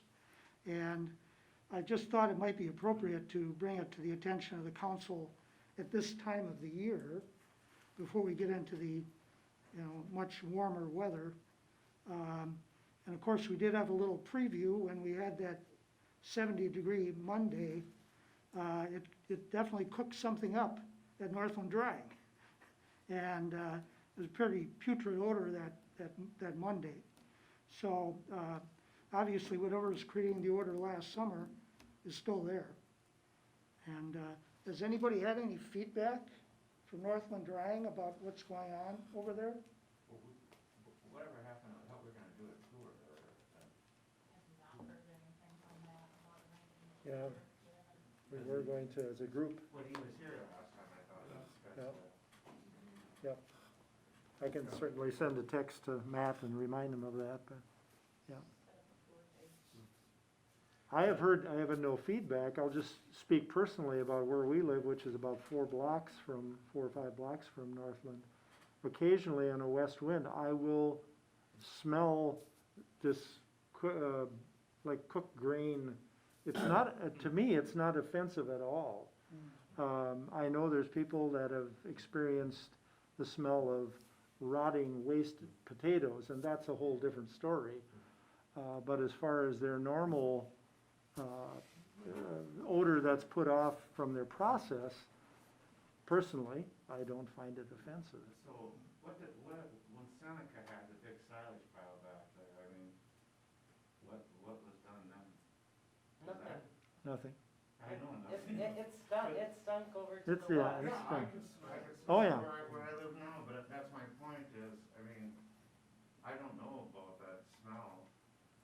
Seneca did put something in the sewer system, into the water system, called purple something. It did help. Purple something. Purple rain. That did help with the odor. When we were looking at the trailer park situation last year, I ended up talking to a lot of people that used to work at Seneca and down here. they mentioned, yes, we did put something in the system to help us smell. when Seneca was in operation. Right, but we're talking, Seneca, it was around, Big Stone, whatever, in the days, that silage pile was always there. So everybody just got used to the silage smell. For how many years, there was no smell out there, so everything's wonderful, there's no smell anymore. This is a different smell, there's a smell, but it's just the nature of doing business out there with what they're doing, it's gonna be a smell. Well, right, I think as far, the issue that we ran into in the past is them leaving, their product that came, not the finished product, but what they would use. The potato To waste. leave outside, and then it would rot, and then, yes, that's something It was different in the though. trailers. So, They had all those trailers parked there last year, mhm. and you could see the juices running out of the trailers, and that's what was causing this. Seeping into the ground or whatever. So, Oh, right, so, truck but, I mean, trailers, yeah. our, Semi-trailers. Semi-trailers, yes. our piece on that is that we didn't wanna have it out, what we've said from the council is that we don't want it on the ground. We don't want it out spoiling that way or whatever, causing these odors, but if they have it contained and it's picked up, I mean, I don't know what we can really do about that. They're I mean, if you're gonna allow food plants, or even in this case, any kind of plant like that where they're cooking food, it's gonna have a smell. But I don't think it's that piece, I think it's the rotting. It's the piece, rotting, so. it's what's laying Like outside. 89 degrees, all that ingredients, it's all bad stuff, it's not. The pre-processing. Right. Well, Yeah, I don't know, I think there's another side of this, in the wintertime, typically on a really cold day, when the clouds or atmosphere, whatever that is pushing down, I mean, that stuff can't get up and get away. Yep. So it spreads, and I mean, where I live, walking outside, I can smell it on those days. So it's also related to the exhaust, and that is gonna be, part of the process.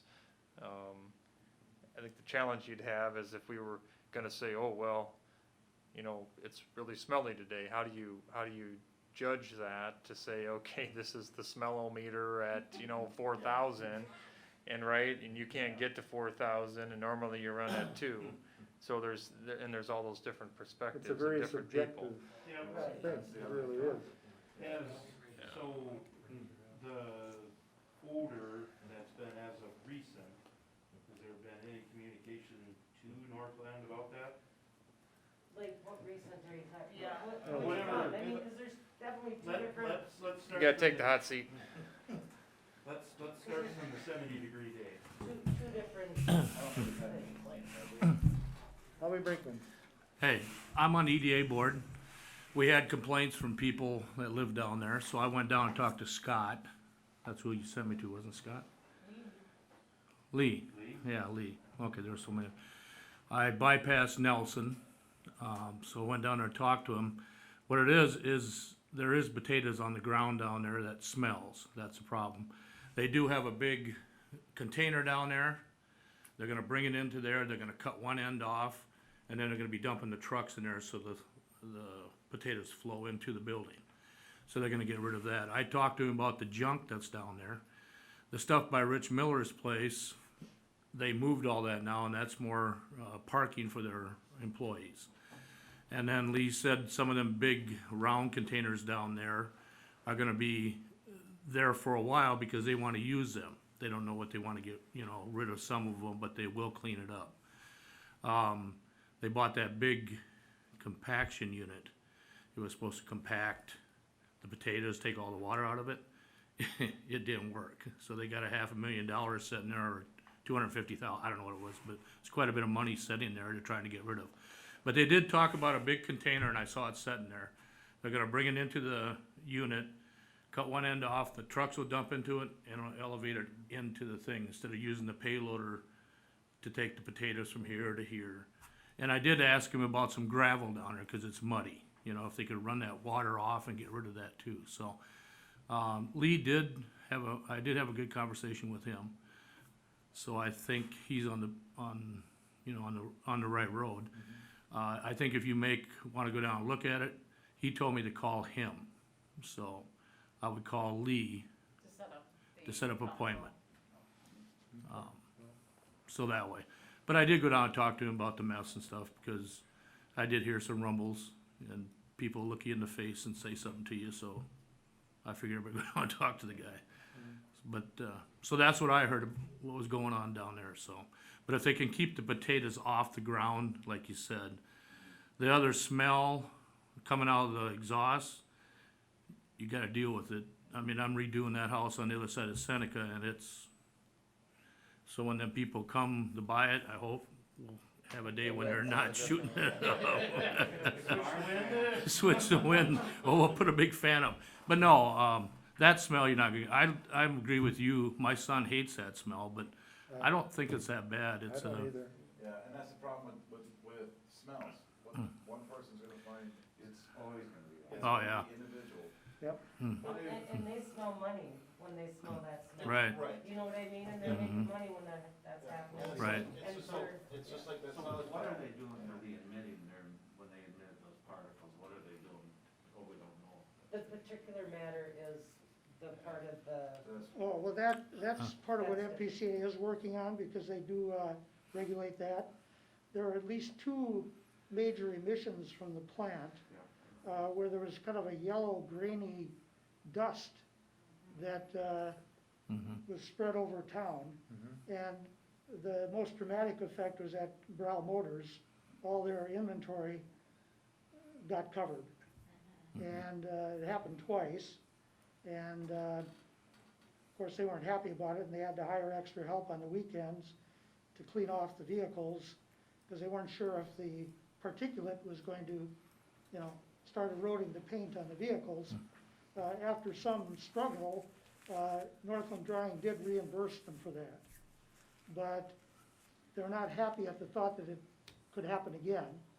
So that was one of the complaints that went up to MPCA, and supposedly they're addressing that in this consent order. Well, I mean, I went down there, this is before I was on council, I went down there, cause I'd heard about the odors and particles, because in a past life, I used to work on some water treatment stuff that they actually used in rendering plants and stuff, and that they treat the water and then they make a water jacket, you know, spray coming out top, so everything has to go through that, because two things, it kills the odor and takes all the particulate out.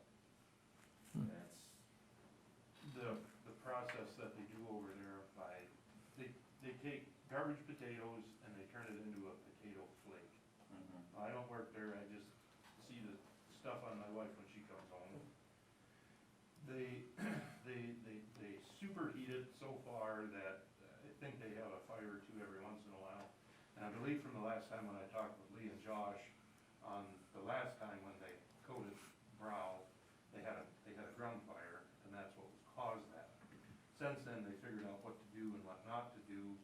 And the density part of it is, when they get a load of potatoes in, whether it's from Perham, Park Rapids, Chaska, some are wet, some are mashed, some are whatever. Well, now that they actually reject those loads, I believe that's helping them. And as far as the stink goes, my wife smells horrible some days when she comes home. So I can't really attest, you know, living across from Four Seasons. Yeah, there's some days where you can smell the product smell. And as far as the rancidity from a pre-processed potato or product, I think on the 70-degree Monday or whatever, there was a little bit of that. But I remember when they first started, they have gotten, to me, boatloads better. I mean, it's, to me, I compare it to driving to Gaylord. When I worked at the county shop, there was days when the turkey trucks and the chicken trucks were hauling, and you either got turkey guts, turkey litter, chicken litter, and then on my way home, you could smell the sewage ponds. So, he kinda had the trifecta there. I'll take the smell over Yeah, I would too. over any day. Are they okay to have the potatoes sitting outside on the ground? Is that part of their, They know that the city is not okay with it. It's just a matter of them doing something. I don't believe they have any piles outside where they house their potatoes is in the old egg shop. That was part of the agreement when they first moved in, and is that the outside, there would not be any product Right. outside, period. So, but they were, it was happening, because they got too much or what have you. Well, spillage, just, Or- you know. And that too, yeah, right, yeah. so, but they have, I agree, I think they've gotten a lot better, but it's never gonna be good enough for some people. But we still gotta make sure that they're not doing that, because Oh, that yeah, actually yeah, is that more one. offensive than the staff. Right, right. But I think that's why they're putting in that big Right. unit that they wanna conveyor it in, Yeah. cause So it there's- costs them a lot of gas or diesel to haul that across, so. Where does all the They're still liquid go? trying to- Huh? Where does all the liquid go? Does that go to That's us? the It's vapor in that the- you see. Yeah, when we they're know. evaporating it No, out. the stuff that's on the ground that they squeegee around inside. And That's where our friends at the MPCA, or are we allowed to have city code for that stuff, or for any water runoff? Well, anything that goes into the city sewer. City system. sewer system. yeah, Yeah. that we're not able to charge for because it's not water coming in. Well, the way it sounded from Lee when I took the tour at the wastewater is that sulfides and some of the other stuff were very beneficial to us that we were receiving from them. I can't say 100%, Lee would have to, you know, but I do remember that part of it. I think that's the walking floor, Howie, that they're trying to fabricate to Right. put in. And so basically, it's two huge, half of a football field that'll rotate in and out as they dump them. And I know that those big drums that they're trying to put up, what they're trying to do is to get the product in, they'll put them in those, and then they'll process them. And then they're trying to refine all of their bagging and all that, because right now the warehouses are full with totes. And they're putting in the big storage out back, and they're intending on loading rail cars pretty quick. Okay. Last year, when they had those potatoes rotting in those semi-trailers, they had a lot of semi-trailers out there. Don't they need an interim use permit to have all those semi-trailers serving the storage on the yard? Possibly, yes. They have an interim use permit for those, for the dry product, Mm-hmm. but not for semi-trailers, so. No, that would be considered outside storage. Correct, that's what I was just Yeah, thinking. yeah, it's not part of their agreement. Well, something changed out there late last summer, because the smell got appreciably worse. It was those semi-trailers. Could have been. We were kinda keeping an eye on that. Oh, I You could didn't even know literally about see the that. juice Running out. running out of those Oof. trailers. It was potatoes rotting. Mhm. And even after they got the potatoes out of there, the trailers themselves smelled so bad. That's what was smelling around town. So that's what we gotta watch, that's to make sure they're not doing that, and hopefully whatever improvements they do is gonna process it through faster or something. Yeah, I never heard any complaints about the smell until about midsummer last year. It was the Not, any previous, That was it. period of time. It was starting about midsummer last year. I started hearing the complaints, and I did get 3 complaints, that Monday this spring. I got 3 in one day. Oh, here we go again. The town is gonna smell like, what, all summer. So that's why I thought, let's, have the council at least discuss it and try and determine what they're doing or not doing, before we get into the real heavy heat season.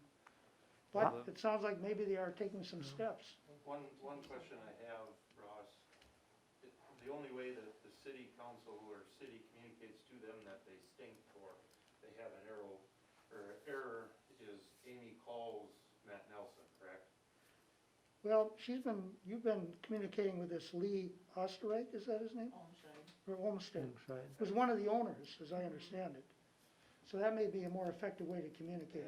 Do we need to cover ourselves in having a written communication with them so that they can't come back and say, well, you never told us or you never called us? I can keep track. We haven't been talking about smell or noise particularly. My conversations have been Yeah, about other stuff. just as well as we have a record to show, to back us to say, we got 5 calls today, you stink. We got 2 calls yesterday, you're dropping stuff all over to whatever, so. Mhm. Mhm. The biggest thing was the trucks idling out there on that Henderson Road. Right. That was the most recent problem, was the trucks idling out there. Yeah, For the council's information, there were complaints that there were trucks idling at 3 o'clock in the morning on the residential streets here, waiting to go into the factory. And apparently they were, as we understand it, truckers from outside the area. Right. And we actually have a city ordinance that specifically states that that's a noise violation. So we communicated that to the chief to start issuing warnings and tickets if necessary. And I think the plant also said they were going to suggest that those trucks park on the factory grounds, not on They the, were Yeah. putting signage up is what Matt. Yeah, said. yeah. They put signs up, no idling, respect your neighbors. Yeah. Okay, and I'm sure it was more of a winter problem, you know, that their engines were idling so that they wouldn't freeze in their cab, you know, while waiting to get into the plant. okay, anything else that we haven't talked about yet regarding Northland Drive? Are we gonna try to go do a tour of it? I'll reach out to Should try and line something up with Lee. Lee. Line something up and Yep. I mean, 'cause then we could put eyes on it. Yeah, exactly, Jumps out. exactly. Just another kind of thought or question here. I don't know that, does the complaining party have to be the city, the recipient? I mean, how do we get the information out to the public and they just contact them directly and say, hey, I think Northland has a public phone number listed for the 100 or 101 Henderson Road. Yeah. On their website, so, like when people tell me that, and my wife, that Northland Drying is stinking, first we tell them, either call Matt Nelson and say, hey, there's Yep. something going on.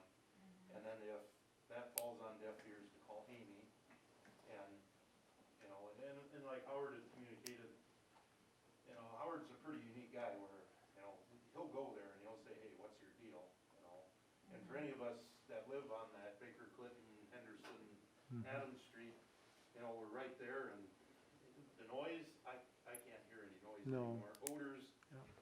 my wife smells, so I gotta be absent from complaining about any of that. But, I'm lucky enough to see firsthand what's going on there, and get the daily report, so. I think we need to keep an eye on those trailers sitting out there. Yeah. I think that was really the culprit last year. And I don't believe that so their trailers now are in capacity with different independent contractors, what would have been last year delivering potatoes.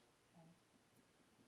And now that they're using, I'm just saying what I know, or what I've been told, now that they're warehousing the potatoes indoors, that's their reason for that. I know last year, when I drove over there and told them that there was running wherever and it was outside, I think it took them about 4 days to figure out, hey, I didn't do it in the polite, correct way. I told them, I used vulgar language with them and said I'm sick of it, and they got the drift, so.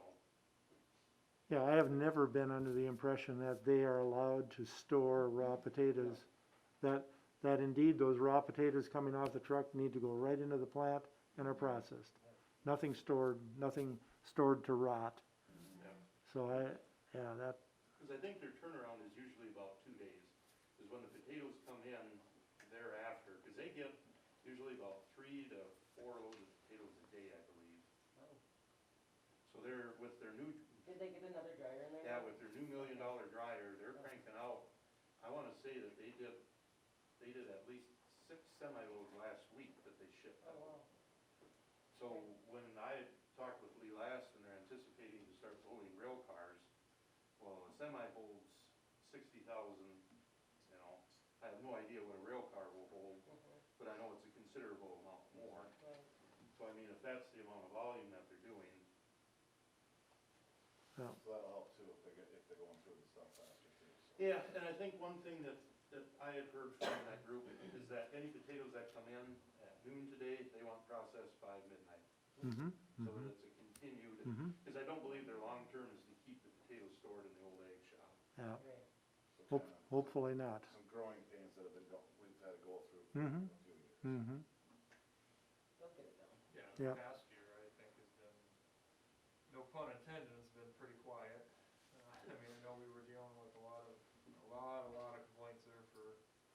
I Mhm. don't know, 9 months that I was Yeah. listening to 'em. And before you were on, It was also, 2 years, long before Yes. that, yeah. yeah. 2 years. It's been going on for a long time, So, so. no, I think things are actually generally heading in the right direction with them, Right, really. we just need to Just maybe need to remind keep to, monitoring, yeah. you know, to follow the ordinances that are in place and stuff, and, I mean, that's the main thing, I think, is that open communication. So, Okay, let's move on. Committee updates, is there anything that anyone needs to visit, talk to the council about? I think pretty much everything that, committee minutes have been in the agenda already. Open discussion, anything? There's just one thing I wanted to share, and it was brought up with one of Joe's votes that made me think of it. Today we received a check from Dryden Township. They paid $100 of the $400 they were billed for ambulance service. They paid all of the fire. They didn't write theirs as a donation, so we just accepted that as a partial payment. Partial payment, yeah. Yeah, on that subject, when I think about that, and it, you know, we're not asking for, their portion is not a huge amount, so to me, I feel the $1,000 is a slap in the face, and that's why I voted no, and I'm also concerned about, you know, other townships, you know, catching on and being like, Mhm. well, wow, you know, Yeah. we just throw them a donation, versus paying the amount. Now, you know, talking with a few of them, I don't think that that's gonna be widely spread, but, yeah. Well, if you consider it donation, we keep billing them. Yeah, that's, Yeah.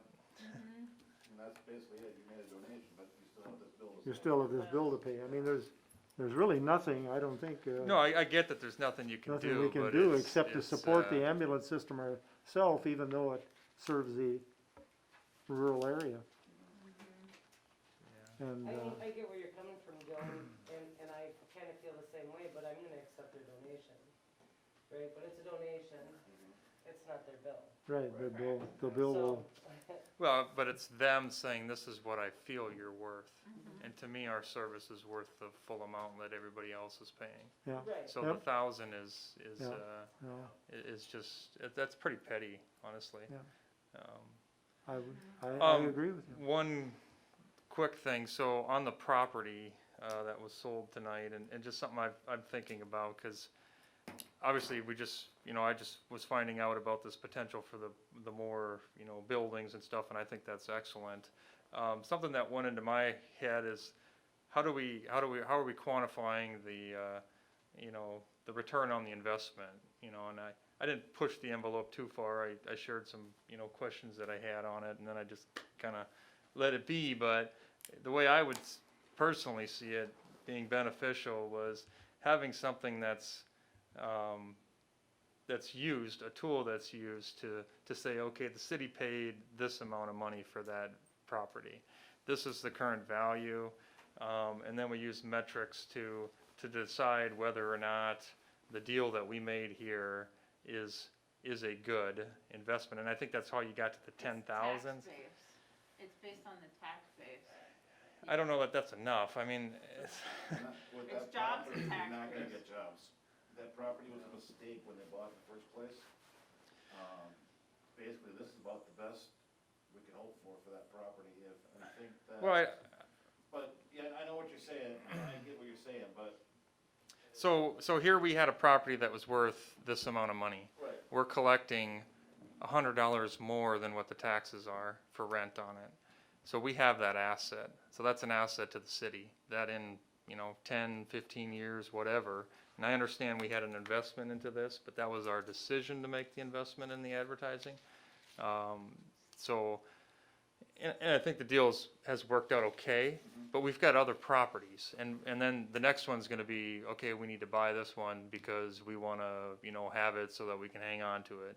And obviously that land's gonna cost a lot of money and probably be more money than what, you know, we paid for this one. But I just try to use something that's, you know, what's the true benefit? The tax dollars is what, but how many years is it taking to pay us back what we had invested in it? So what's the payback on it? And what's that year number? You know, can we put a number on it? Is it 5-year payback? Is it 2-year payback? when do we wanna be paid back for what we've invested? And if it doesn't meet that criteria, then you don't do it. And in this case, we're collecting rent that was paying the taxes to cover the cost of it. So we still have the land that's an asset. But that's You're basically just, breaking even on the rent and the taxes, so we, you know, again, I still have the land that's sitting there that's got a dollar value in it that I could sell down the road. And The they're not land- making any more. Well, It just costs more to buy it. That land probably right now would be land's worth, always a good investment, but in particular, that property where it's located is. yeah, It's black dirt, it's meant for farming. it's meant for farming, it's. Yeah. well, Right, still it's better. not in a good location, No. you, It's kind of a you tough- can't put any kind of real type business there with the But noise it- level. Could be, What, Joe, what, could be a number of things. just to pick your brain a little bit, so if we bought that land for $170,000 and we were gonna sell it, what would we need to sell to recoup? What's that gap that you're thinking? Well, I'm just saying that somebody puts something together on paper that you can plug numbers in to tell me what the payback is gonna be. Okay. Because the 9,000 something for tax, now that's at the current value. Now, if he builds more, obviously there's gonna be more, right? And that could potentially weigh into it, but I didn't go too far into it, cause I wasn't sure if I was the one that was, thinking it was a low ball or whatever the, whatever the comment was, but I think you just have to have something that you quantify. What's our number? This other land that we have, what are we comfortable with? What's the true benefit to the city? Because in this case, again, this is probably the best one because we're getting rent for it. I don't know, we're getting probably some farmland rent on the other Yeah, ones, and I don't know yeah, if that covers the taxes or not, I'm but not sure. in this case, this was covering all of our cost with a snippet of money to probably cover what we're doing to deal with that process of it. But we still own the land. So I don't want to give away all of our assets unless it's going to have a good return on investment. And that's the part that, I'd like to see us, Right, and I think that was the purpose of the policy, the policy that the EDA set up, is to bring more jobs, more economic development into the community, right? So 5 employees, they need to be out there, so what does that mean for the city of Arlington? and you That could means use that. That means that people are gonna be maybe hopefully buying groceries, getting gasoline, going to the restaurants, bars, what have you in town, maybe hitting the races because they're right there, whatever, too, I don't know, but that's the hopes in that, right? So you have that 5, plus you have the taxes that are gonna be coming in, so that's, I think. It is, and I think it covers it to a point, but it's not telling me what is my payback. And you could use those numbers, you figure out what you want to use for the jobs. But those 5 people could come in from the north and not ever set a foot into town either. They could, but Right, again, you so, would I mean, you would figure out what you want to use for a value on that return on those 5 jobs. Then you would look at the taxes, then you would look at the future growth, and you'd kind of give it a score. Again, this is something that you'd have to develop, but That land was bought for $121,000, I believe, 23 years ago. According to the assessor's office, it was worth 85, I believe. 85, or just gonna say 81. about 90 now, 81, at maybe it 65. dropped. 6,500 an acre is probably what it would be worth. And I think there's only 7 tillable acres on that land, Mm, because of the woods. Yes, well, yeah, because that's where their farm building site was. right, Yeah, right. yeah. And also, the eastern third was sold for this Morningside development. So the eastern third of that farm, we are getting a nice Already. tax boost from all those Mhm. houses From up the there. Houses going up, yes. Yeah. Wasn't there a portion of that nickel farm that was either given or bartered to with the county or the racetrack? The racetrack, I don't know. Hmm, they got a little slice of the south part of it, Just a little. yeah, to, mainly to have that driveway With the there. driveway? And I think they paid something for that. I'm not sure. We didn't give it to them, but I don't remember the No, amount. I think the fair did work out some kind of agreement to use that when they started, I can't remember what the details of that was, but yeah. Okay, any other discussion? Motion to adjourn? I'll make a motion. Second. Motion by Councilmember Bliss, second by Councilmember Sharpie to adjourn the meeting. All in favor say aye. Opposed, no. Meeting adjourned at 8:40.